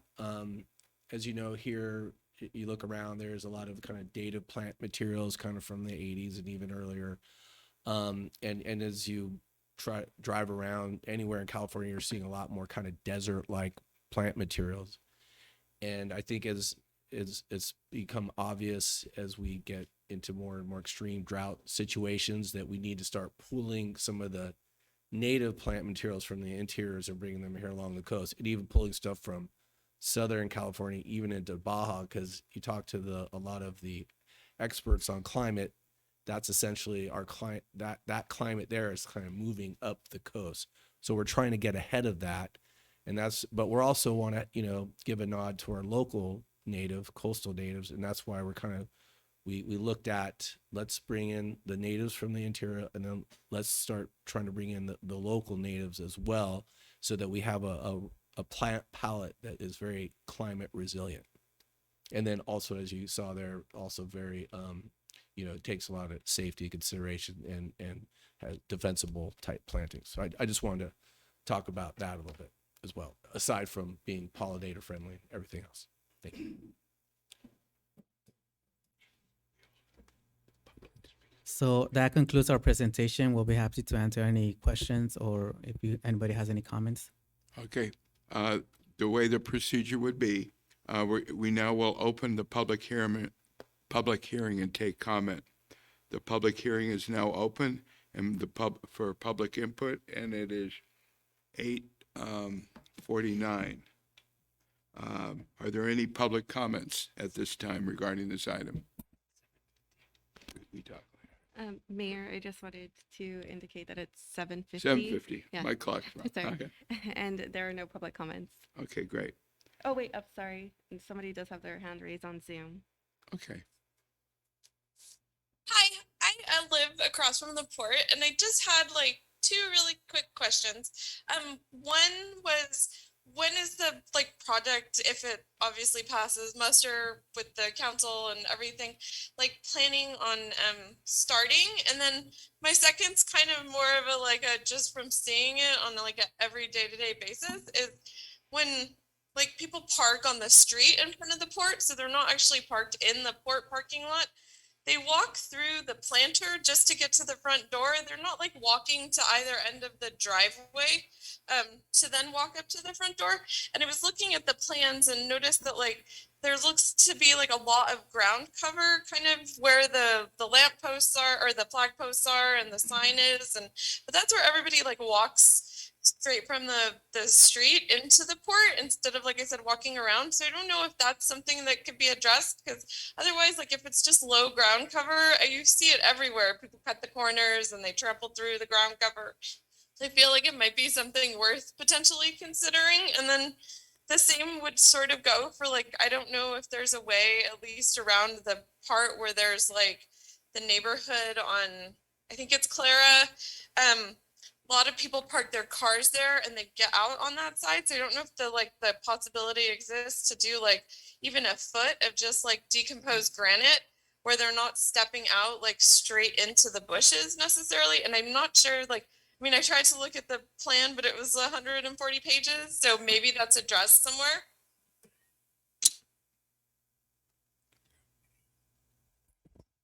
Those are pretty much just kind of my two comments, just from, observing what I see when, we see it every day. Yeah, regarding the pathway, we'll definitely look into that. As of now, we're just looking at the boundaries around the port. We haven't looked at any pathways. We know that a lot of people like to cross from Panoma on Port Hueneme to go to the beach. So I know right now there's a little pathway that kind of people created to walk through. So that's something we'll look into. Regarding the timeline, once the permit is approved, we'll finalize the plans with the irrigation system. So that will take a month or two, and we'll start construction early next year. Okay, so I'm not actually talking about the walkways. I'm physically talking about literally in front of the front door to the port's main office at 333. There's, when people park on the street on either side of Panoma, they literally walk through the landscaping just to get to the front door. So I was just saying not necessarily the little pathways that are around the rest of the port, but physically out front of the front door to the port's admin building.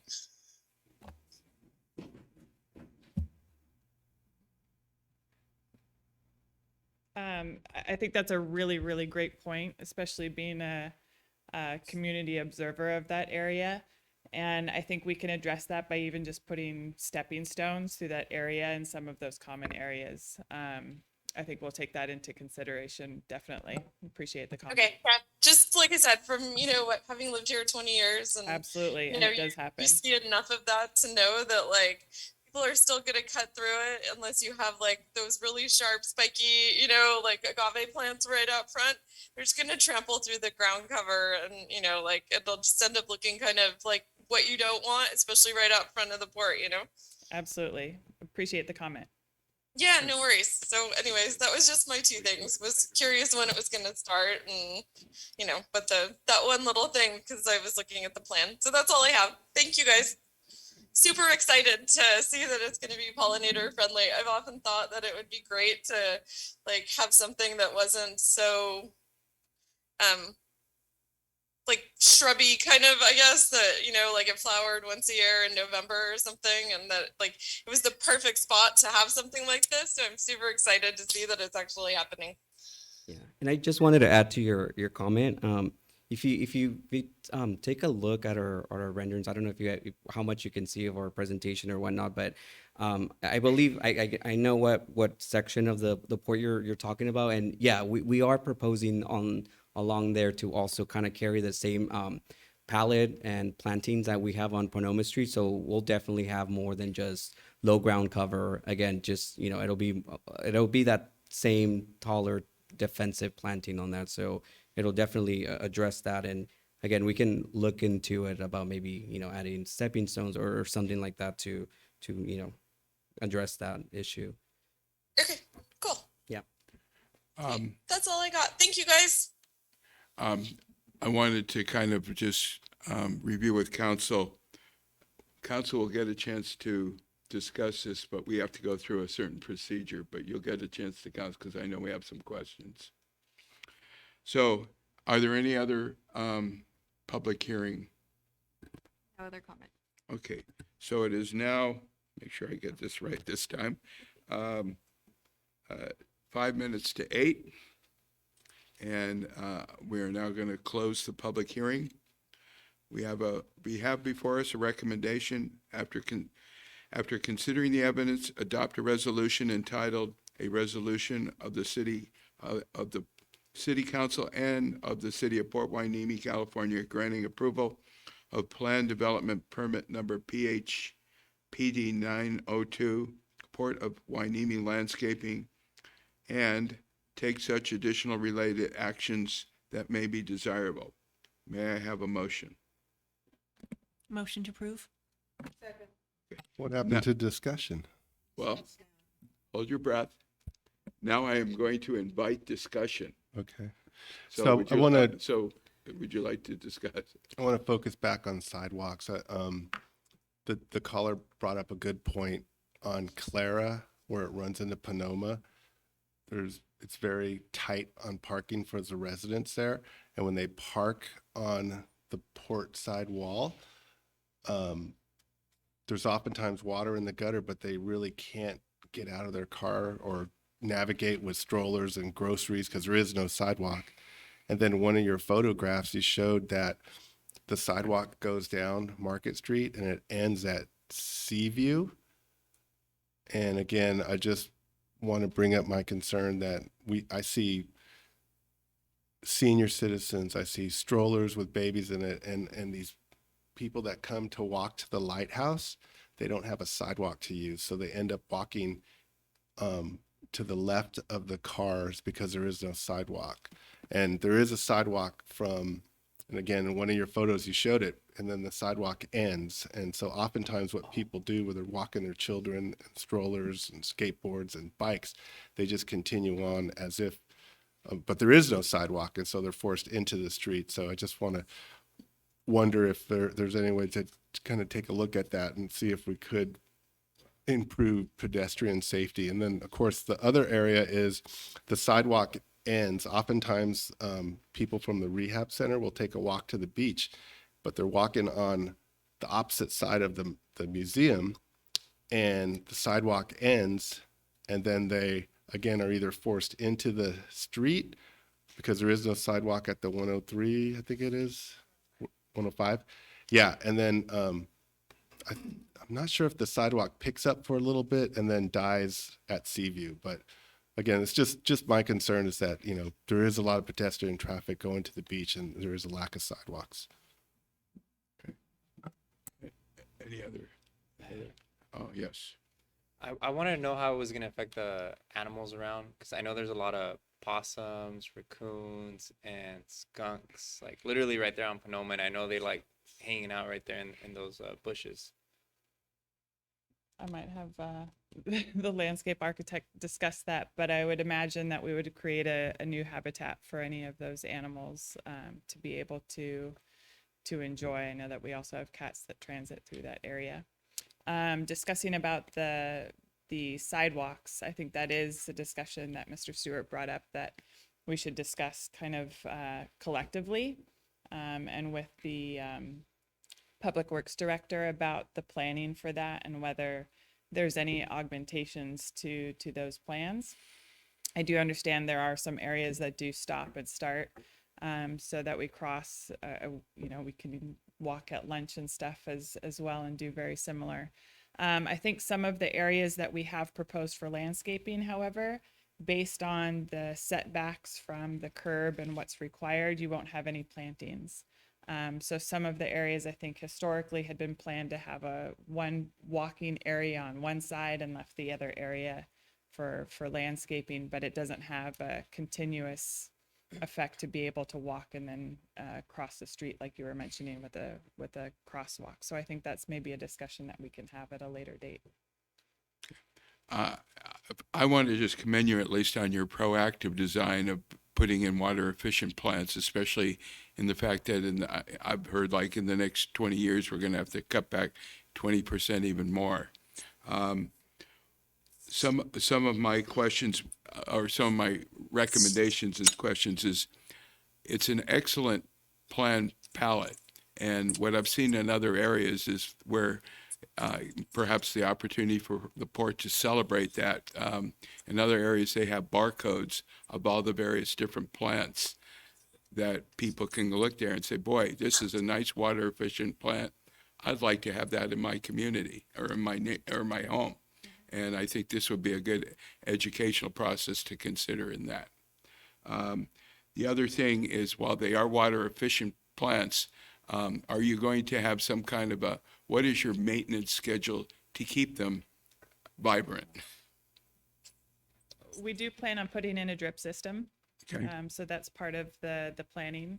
And then we have our own maintenance staff that is on hand. We actually have a recent new hire that does just strictly landscaping. And so he's excited about the project as well. Well, again, I'm commend you because a lot of times I've seen where we have great designs, but then, then they fall off of our memory and then they're not as nice as before. So great. So we have a motion and a second. Any more comment? I'm sorry. I've seen her run. I hear some comment. Do we have another comment? If it's a public comment, we can hear it. I think he was just talking to his child. Oh, perhaps. Okay. Assuming there are no more public comments and there's no more council comments, we have a motion and a second. We've had discussion. It says, please repeat the motion so everybody understands what we're voting for. And the motion is, after considering the evidence in adopting resolution entitled Resolution of the City Council of the City of Port Hueneme, California, granting approval and plan development permit number PHPD 902, Port of Hueneme landscaping, and take such additional related action that is desirable. Madam Clerk, can we have a vote? All in favor? Aye. Aye. All opposed? Hearing none, motion passes. Great plan. Thank you for your time. We look forward to working with you. Thank you.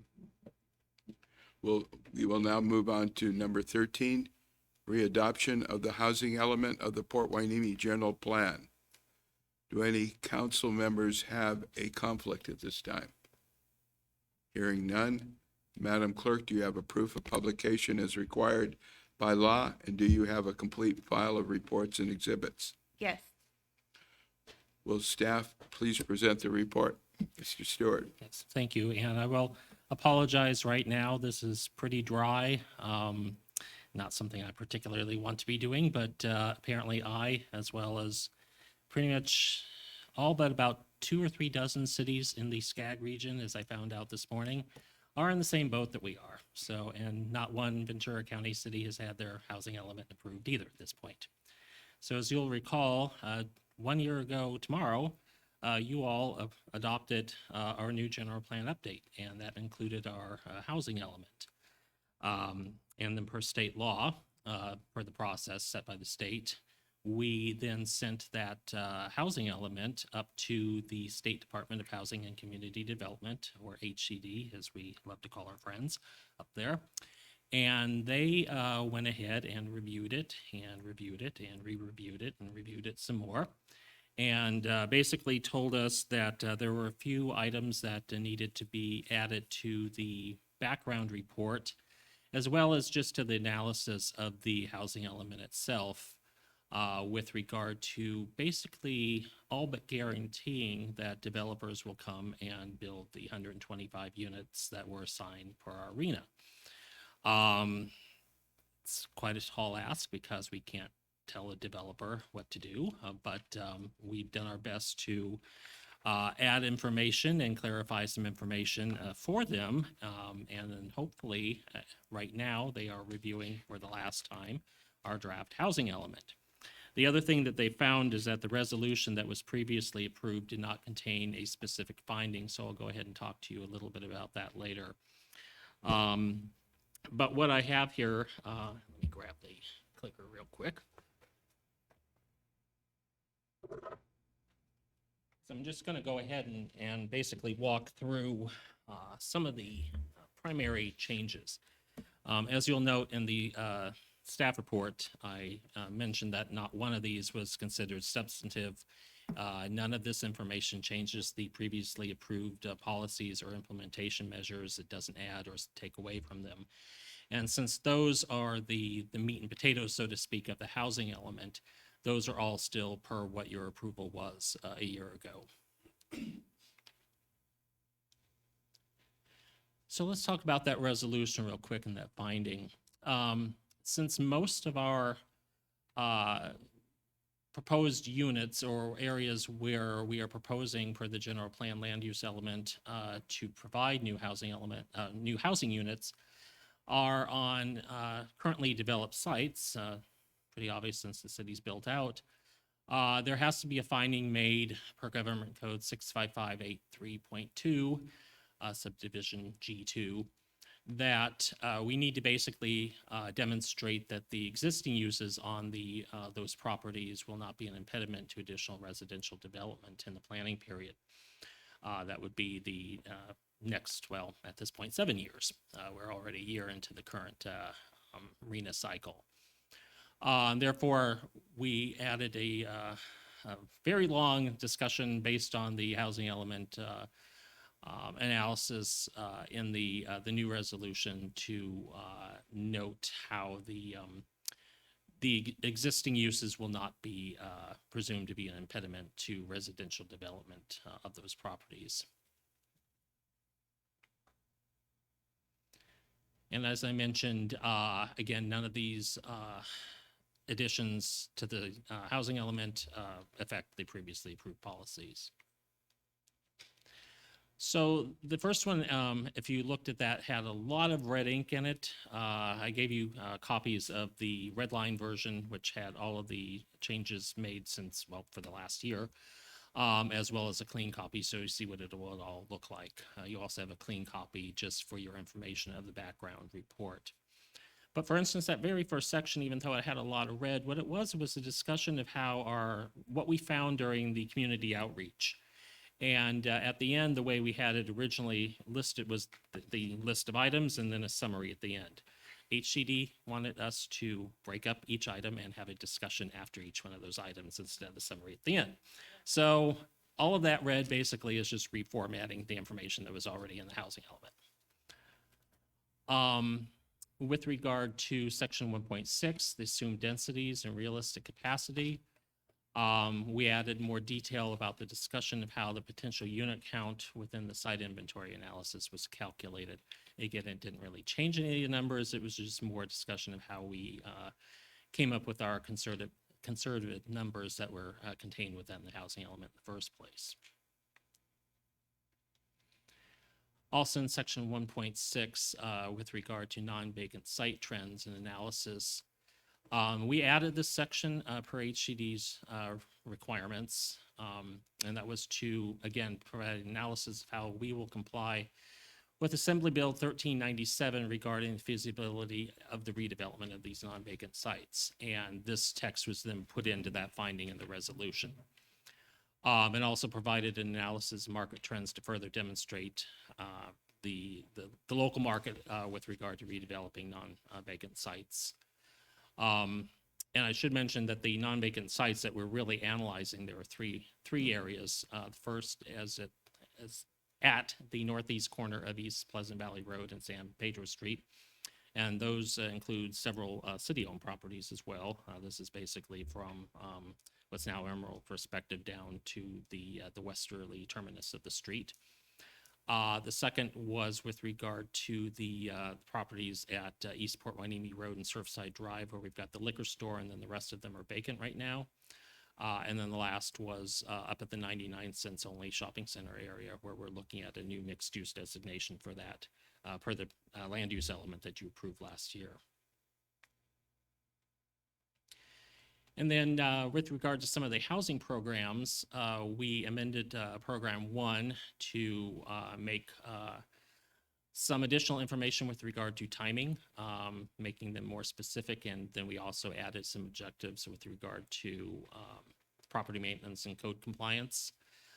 That really pertained to how we would be working with property owners of low-income properties and help them with programs to maintain their properties, as we currently do.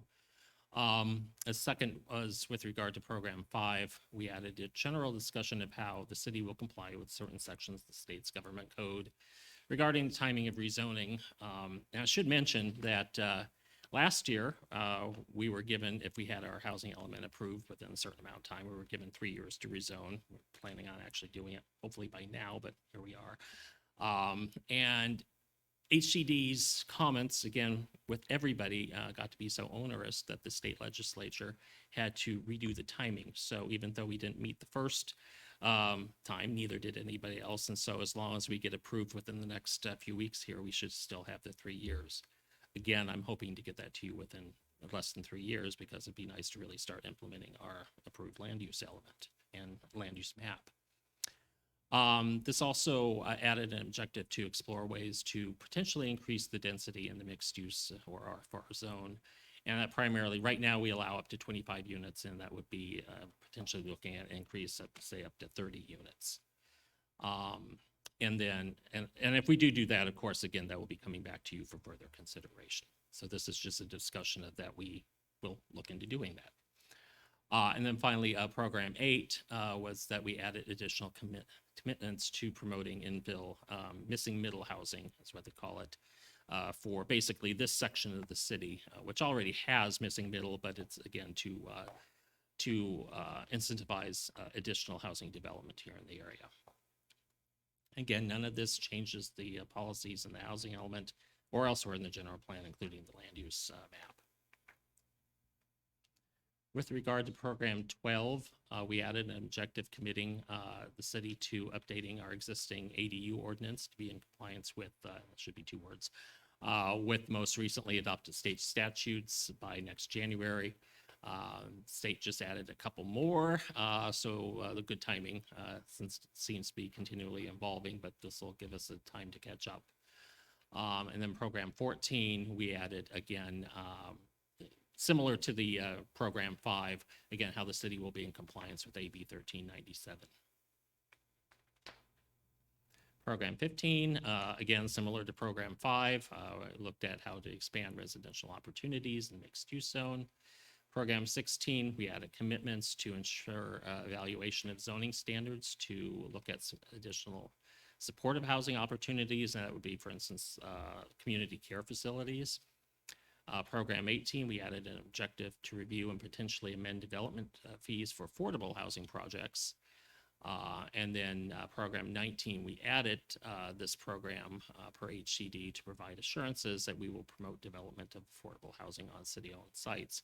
And it's kind of redundant because per state law, we already have to, when we go to sell our properties, we already have to first offer them up to affordable housing developers. So, but here it is in writing. Program 20, we added this program, which basically provides commitments that we will continue to coordinate with the Navy base with regard to the provision of housing for their personnel here in the city. And also that will coordinate with the Port of Hueneme with regard to employment opportunities for our residents, as well as to discuss impacts of port operations, i.e. traffic. And as you'll probably recall, these objectives are also discussed elsewhere, for instance, in the circulation plan, noise and whatnot, particularly with regard to traffic and the impacts that the port has on the city now. And then Program 21 was amended to update several of the what they call meaningful actions within the existing program and to provide further assurances that we will commit to meeting our RENA requirements. We also deleted the discussion, though, of community preservation and revitalization. So again, this is another, there was a lot of red there, but a lot of it is, again, just reformatting what was already existing and previously approved. So with regard to CEQA, there is no further CEQA analysis necessary because a year ago you adopted the resolution that approved the project's EIR that was prepared for the project itself, and we haven't. None of this requires additional evaluation under CEQA. And just throwing in our strategic plan, consistency here, again, optimal levels of service for residents and businesses, and that will provide excellence in all city functions and embody best practices as a municipality, as all of this additional information per HCD should demonstrate. And so with that, again, I kind of ran through it, but again, most of this is just additional information that was required by HCD to hopefully get them to certify our housing element with this last go around that they're currently looking at. And so staff recommends the city council open the public hearing and take, again, testimonial documentary evidence, close the public hearing and consider the evidence. It's not a continued public hearing, it's just a regular one. Apologize for that. Adopt a resolution to re-adopt the housing element of the city of Port Huenemi's general plan. And fourth, take such additional related action as may be desirable. And so with that, that concludes my presentation. And I'm here to answer any questions that you may have. Thank you. Okay, so we're going to be taking questions from council to staff. Only questions are going to be taken at this time. Comments and discussion will be heard later. So strictly questions at this point. Yes, thank you, Director Stewart. On page 63 of 215, there is a red rectangle, and I just want to know, is that entire property owned by the city of Port Hueneme? I think it is. I just wanted to make sure. Bear with me. Is that corner of Pleasant Valley Road and San Pedro? Yeah. So no, the city owns two of those parcels. Two of those parcels. Yeah, the one immediately to the west of where Emerald Perspective is now, and then another site next to that. And then we don't own the property right on the corner, which has the little businesses in there, nor do we own the where the auto repair shop is. And then with our recent success and completion of the Habitat for Humanity, do those units count against our RENA number? I believe actually they do at this point, yes. And so do all of the new ADUs that we have underway right now. And there are quite a few of those. How many? Off the top, I'm thinking we have a good couple dozen of them at least at this point. Okay. So yes, we are already moving forward towards meeting our RENA numbers. Okay, and I'm a big fan of the Habitat for Humanity. I think it was a very well executed project. Is there any concept or idea to maybe explore that as another avenue for another to bring more affordable housing into our community? Absolutely. We do need to do that per our RENA requirements. And again, especially with this particular area that you're talking about here, yes, Steve Kinney and I are both working on that. And if Habitat, for instance, is interested in coming back and working with us again, we'd be more than happy to work with them on that. Now, if an aggressive plan was developed, and let's just focus on the Habitat property where there's 5 units now where families are living, could we increase the density? In other words, do we have the flexibility in our general plan stuff to consider maybe a Mar Vista type approach, or consider a instead of 5 units, maybe we could get 15 units in apartment style condo? I mean, are we looking at other alternatives for development to increase our numbers of affordable housing? It's a good question. Now, right now, per density bonus law, if we have an affordable project come in, actually, for instance, Habitat was really only zoned for 4, but they were allowed an additional unit plus setback and parking requirements that were waived for affordable project. And so, yes, we always have to look at that, but then some of the programs that, again, are in the housing element already, but also now have been further beefed up for what we're doing here tonight, will be to look at additional incentives for, say, again, the missing middle housing, which is intensifying, say, R2 zone properties that aren't really intense now, but looking at possibly doing that. Again, looking at additional density for the mixed use zone as well. So yes, that will be actually coming back to you as part of the zoning ordinance update, hopefully within the next year or two. And then one more question, I'm sorry. Now, I know we had this conversation before when it comes to, say, the old trade winds, 20,000 vacant square footage. It's been vacant for 7 years. It's privately owned.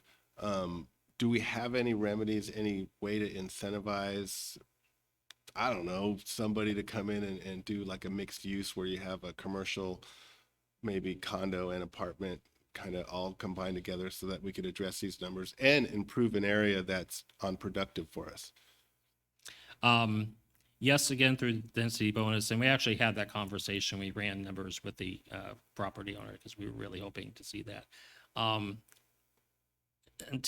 Hopefully they're going to tell me sometime soon that they actually have a signed lease for that property, though. I understand that they're dotting the I's, crossing the T's right now. We actually have some plans and plan checks. So once I get that confirmation, city manager will probably bring that back as part of his comments. So that one may be off the market at this point, but we could see at least some improvements to that area very soon. And then Dario Pini on that corner, how many units is that going into, if it comes to fruition? 41 at this point. 41. And is progress being made on that? We'll call it that. Okay. So, Enough yes. said. Any other questions from council? And it may not be part of the housing, but I had one question. Is there any kind of requirement regarding childcare? I know one of the things that I've heard is both the Navy and the community, there's a lack of childcare facilities. And is that part of a housing element, or what would it be part of? It can be. It depends on the market, of course, and whether or not somebody wants to open one or not. But one of the things that was added here was looking at providing incentives for large family daycare, say 8 or more. But the other thing, too, is part of the density bonus law currently is that we can provide incentives if a child care facility is included within a housing project. Okay, great. Any other questions? Okay, so now we're going to be opening the public hearing to take public comment. The public hearing is now open for public comment, and it is 8:22. Are there any public comments regarding this item? There are none on Zoom, and I didn't receive any in the gallery. Okay. With that being said, none from the public here. We're now going to close the public hearing. Public input has been concluded, and I will close the public hearing, and the time is now 8:28. Mayor, can you just confirm the time again, please? I have 8:24. Not looking at my clock, right? It's an old-fashioned one. We have before us a recommendation. Number 1, after consideration of the evidence, adopt a resolution reapproving the housing element component of the Port Hueneme General Plan, update number PHGP-872. And number 2, takes such additional related action as may be desirable. May I have a motion and a second? So moved. Second. We will now invite discussion of the motion. Do we have any discussion? Okay. If there are any substantial, please repeat okay, so there's been no, so the motion, I will repeat the motion. No, call for the vote. For me? We have to call for the vote. Okay, can we call for the vote? Councilmember Gama. Councilmember Hernandez. Yes. Councilmember Perez. Yes. Mayor Pro Tem Martinez. Yes. And Mayor Rollins. Yes. Thank you. Thank you. Thank you, Tony.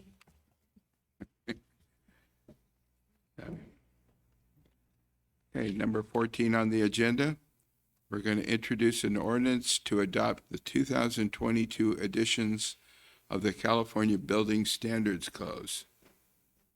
Tony. I'm going to relocate slightly so that our building officials can come and sit at the table here to go ahead and sit. So I'm going to actually turn this over to our building officials.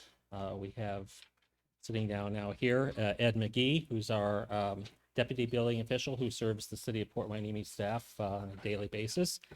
And Tom Joswiak, a tricky one, but I got it, who is also a building official. They are both with Charles Abbott Associates, our contract plan check and building department. And as you know, we share them with a few other cities, but like I said, Ed is here on a daily basis. And they are going to discuss the adoption of the new required building codes. So I will go ahead and turn it over to you gentlemen. Hi, I'm Ed McGee. I'm the acting building official here at the city of Port Hueneme. I'm a contract agent through Charles Abbott Associates. But what you see before you there is a proposal to adopt the California Building Standards Code for 2022, along with our local amendments. So every 3 years, the model building codes are updated, and the California Health and Safety Code requires that jurisdictions must enforce the latest editions of these various building standards. Before these building codes can take effect on January 1st, local jurisdictions need to readopt their amendments, or the current amendments would go away. So we are proposing no new amendments, but our current amendments we're going to keep, which are our pool fencing, water conservation, foundation and grading requirements, pool design requirements, some administrative cleanup, adoption of the International Property Maintenance Code, as well as our International Swimming Pool and Spa Code, and our post-disaster safety assessment place cards. Now, an important change to our California Residential Code, which we'll get to in just a second. This is not an amendment, but this new residential code, the update for 2022, makes adds the infrastructure for new homes to be all electric. That's a very interesting part of our new adopted codes for 2022. So the actual ordinance, as this is our first reading, we'd like to be by title only and waive further reading of the ordinance entitled, An Ordinance of the City Council of the City of Port Hueneme, amending Article 8, Building Regulations of the City of Port Hueneme Municipal Code, incorporating the California Building Standards Code by reference as follows. Number one would be the California Building Code with amendments C, I, and J. The California Residential Code with Appendix AH, and California Green Building Standards Code for 2022 editions. Along with that would come the California Electrical Code for 2022, California Plumbing Code for 2022, the California Mechanical Code for 2022, the California Administrative Code for 2022, our California Energy Code for 2022, our California Existing Building Code for 2022 edition. Now, these are codes that have been adopted by the state of California.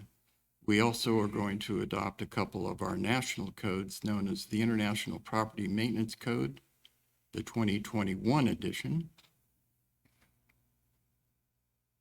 the, I just lost my place. Oh yes, the California Swimming Pool and Spa Code, the international version for 2021. Also the Gypsum Association Fire Resistive Design Manual.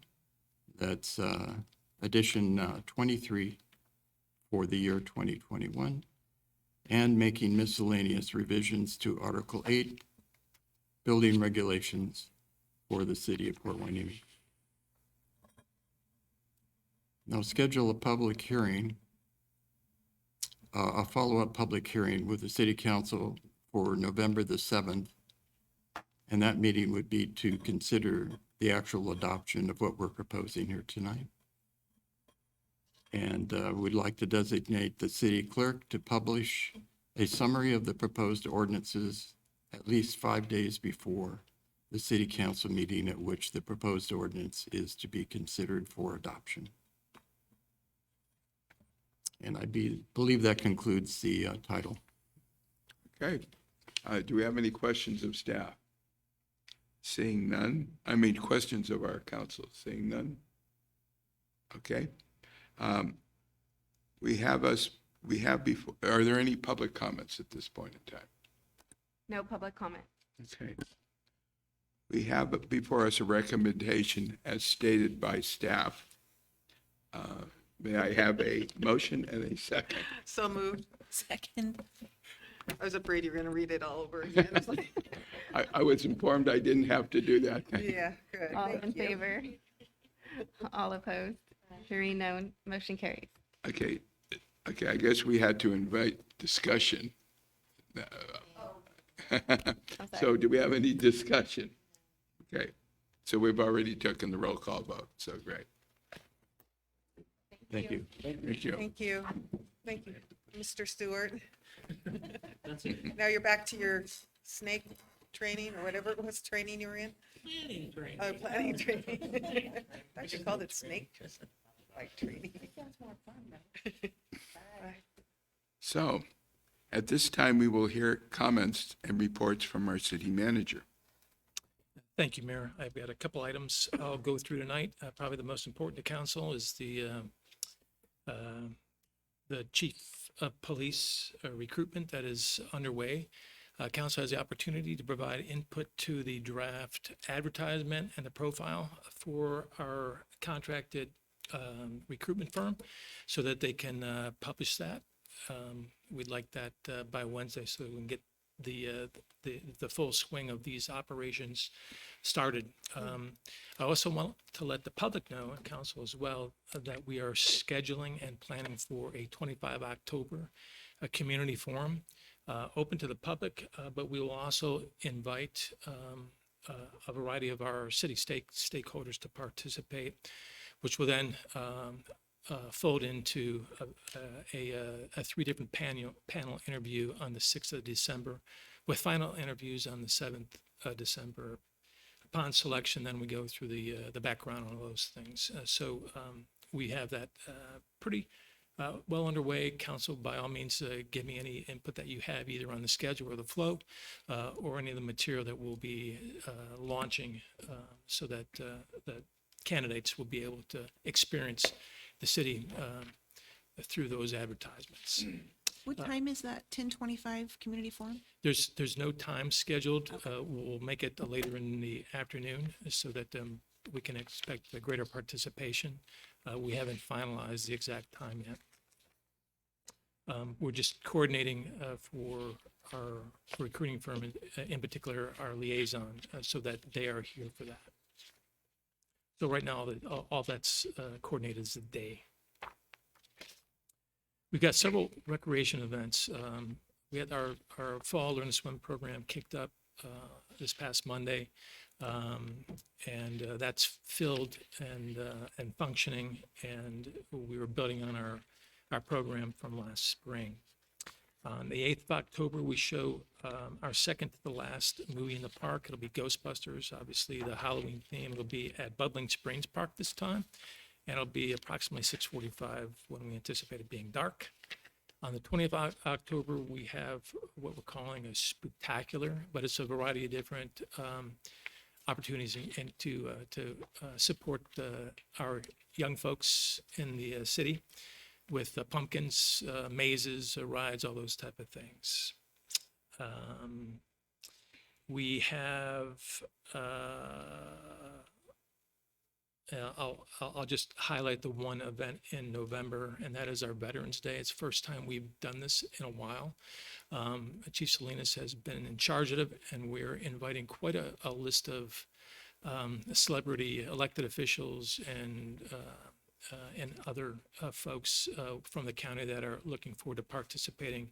Our guest speaker will be the base CO, and we've got a variety of veterans that will also be honored and also participating in and facilitating the event. That should be pretty good. The one thing I want to we had a couple events this past week. I'll talk about the Beach Festival. It wasn't our event, but we had a lot of participation from our staff. I like to really point out and commend our recreation department, but also solid waste, wastewater, and a couple other folks from other things that have been going out of their way to engage the public at these events, both the Beach Festival and now the Banana Festival. When I asked visitors at our Touch a Truck event last Saturday, we had almost 2,000 to 2,500 people there. What was the most significant thing that led them to that event? There was two answers that I typically got. One of them was the Banana Festival, where our teams engaged folks and we handed out flyers. And the other one was our beautiful solid waste trucks with advertisements on the side of them. We have several methods by which we are engaging the public so that they're aware and they can participate in these events. We send digital copies to all our project management folks and our HOAs. We do hard copy posters for their common areas. We engage the schools in the same manner, although we have hard copies of the flyers. I talked about the solid waste vehicles. I talked about all of these co-marketing event opportunities that we have. And again, we're looking for even better ways to engage the public and make sure that have the benefit of participating in these events. So that's our advertising story for all the events we're doing, and there's a lot of stuff coming up in November too. Yeah, I had just a little comment on the marketing. When I went to the event and I talked to a number of different people, we had people coming in not only locally for the advertising that we did, but also I think as far out as Simi Valley. And I guess, so I got to commend staff that I guess they did an excellent job through Facebook. And then I also heard that the AAA got involved in sponsorship and marketing it out too. So, I mean, that was kudos whoever thought of that, because that was really good. Thanks, Mayor. Those are great points. Although we had no sponsorships for the event, all the folks that we invited in to participate did their own marketing in their own areas. So next year, we'll look to solicit and deploy sponsors in order to increase the span and scope, and then the participation as well. And although we didn't have an official competition, the loudest horn goes to the solid waste side loader. Maybe it's because I was closest to it. I don't know, but that was the only complaint I think we heard. Yeah, well, and it's funny that you heard it, because that was the one thing that the kids liked the best, is to push that horn. That concludes my brief. Thank you, sir. Okay, at this time, we're going to move on to council members' reports and comments. Let's start this time with Mayor Pro Tem Martinez. Do you have any comments or reports? No real comments. I'm thinking about hosting a volleyball coaching at the beach starting this Friday, and another basketball event the following weekend. So stay tuned. I don't have any reports. I do have a comment. I failed to mention facilities for the beach festival. The first morning of operation, there was potentially, literally about 15 minutes before showtime, a possible plumbing issue where the hot water was not working. And I was able to get in touch with Gabby, who sent someone over like immediately. Luckily, it was resolved before he had to get involved, but I want to thank Gabby and her staff for a prompt response. Oh, I also wanted to thank the port for the Banana Festival. It was a really, really nice event.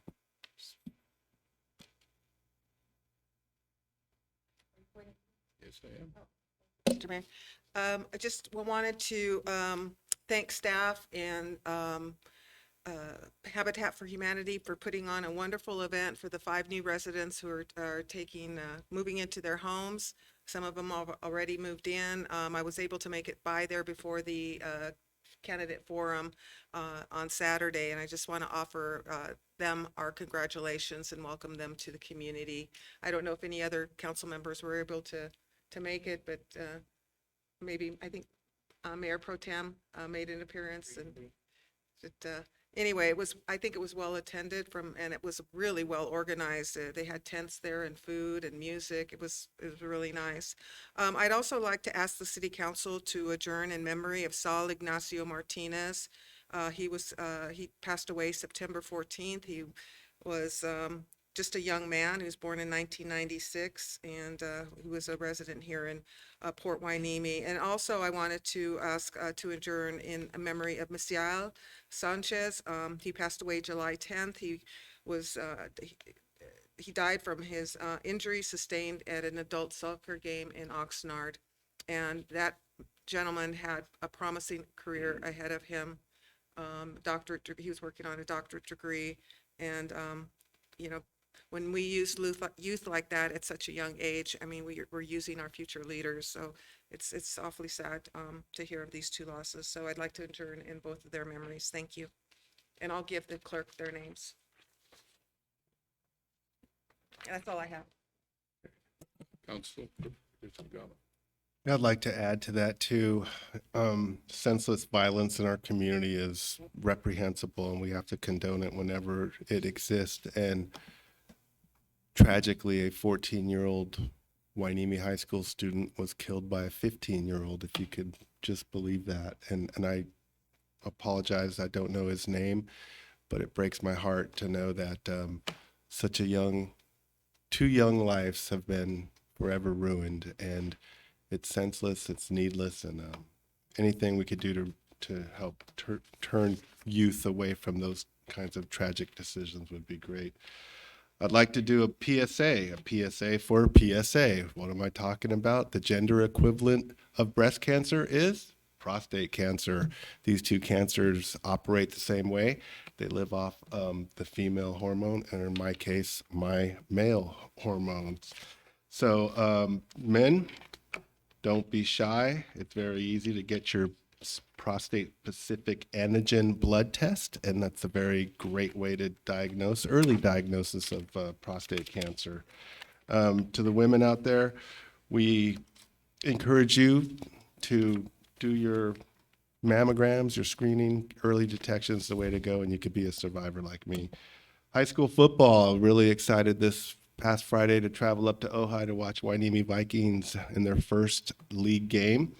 Hueneme Vikings have played a very tough preseason schedule, and they haven't been too successful. They've been playing some really tough teams, but I'm happy to report to you Friday night in Nordhoff, they had an amazing outing, and they won very professionally and overwhelmingly, and so I was just really glad to be a part of that. And on the PSA thing, September is National Prostate Cancer Awareness Month, so we missed that. So I appreciate the resolution for breast cancer as well. Habitat for Humanity, I have a very wonderful story. There was a gentleman I met in 2008.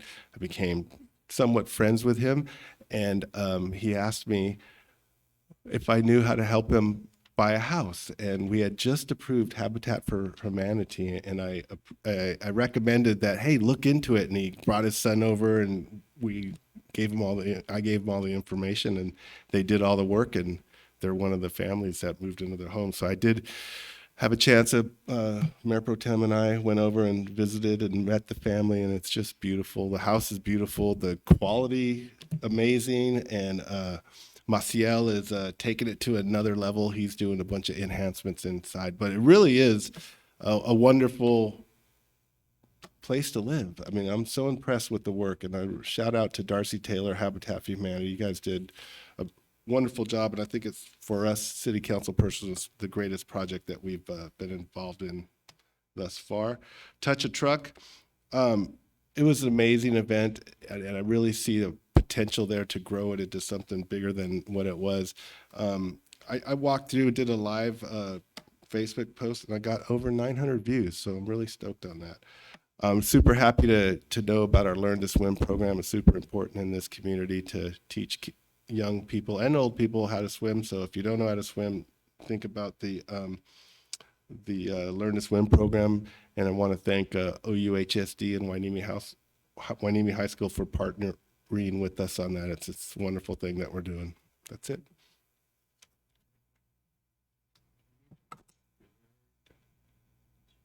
I'm just going to get a shout out to the Parks and Rec for developing all these community events that have been happening lately.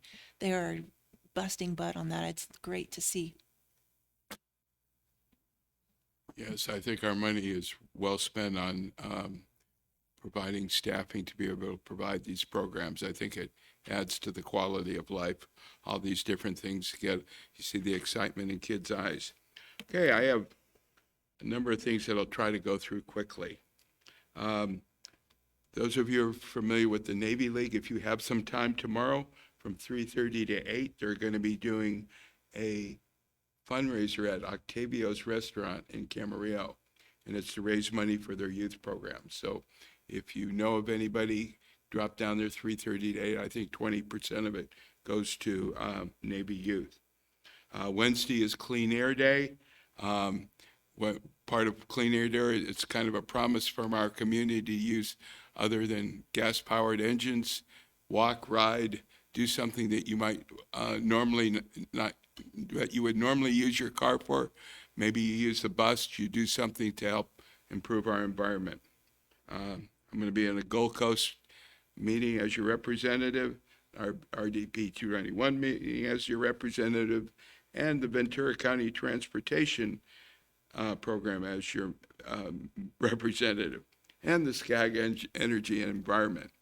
One really neat thing that's going on at our pickleball courts this weekend is a boy from Larry Rhodes from Oxnard that was tragically hit by a truck, died at an early age, and they're doing a fundraiser, and they're probably expecting about 100 people out to the pickleball courts, and the money's raised is to develop a youth peer and recovery center that will be over in Oxnard.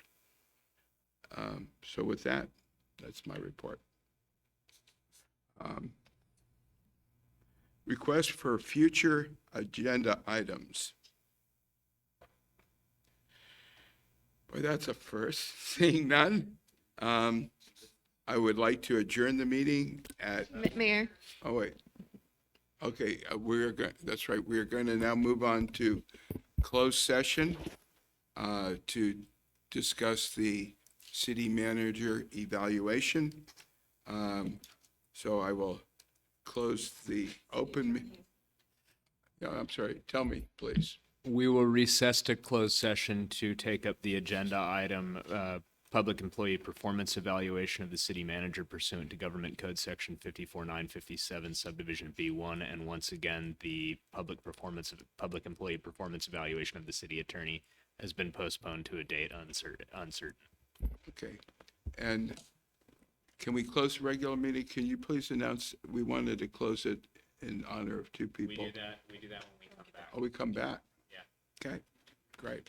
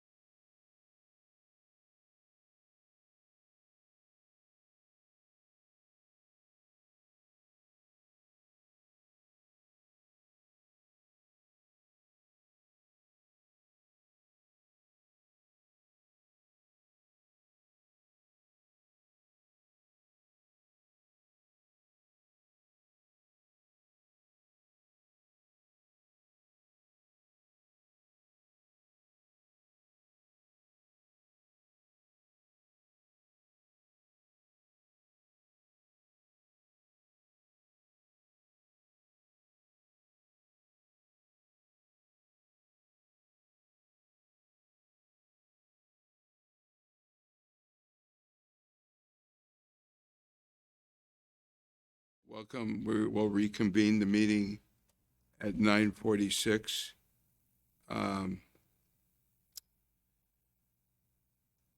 Mr. City Attorney, is there any reportable action? Thank you, Mayor Owens. There was no reportable action taken on the last closed session item regarding performance evaluation of city manager.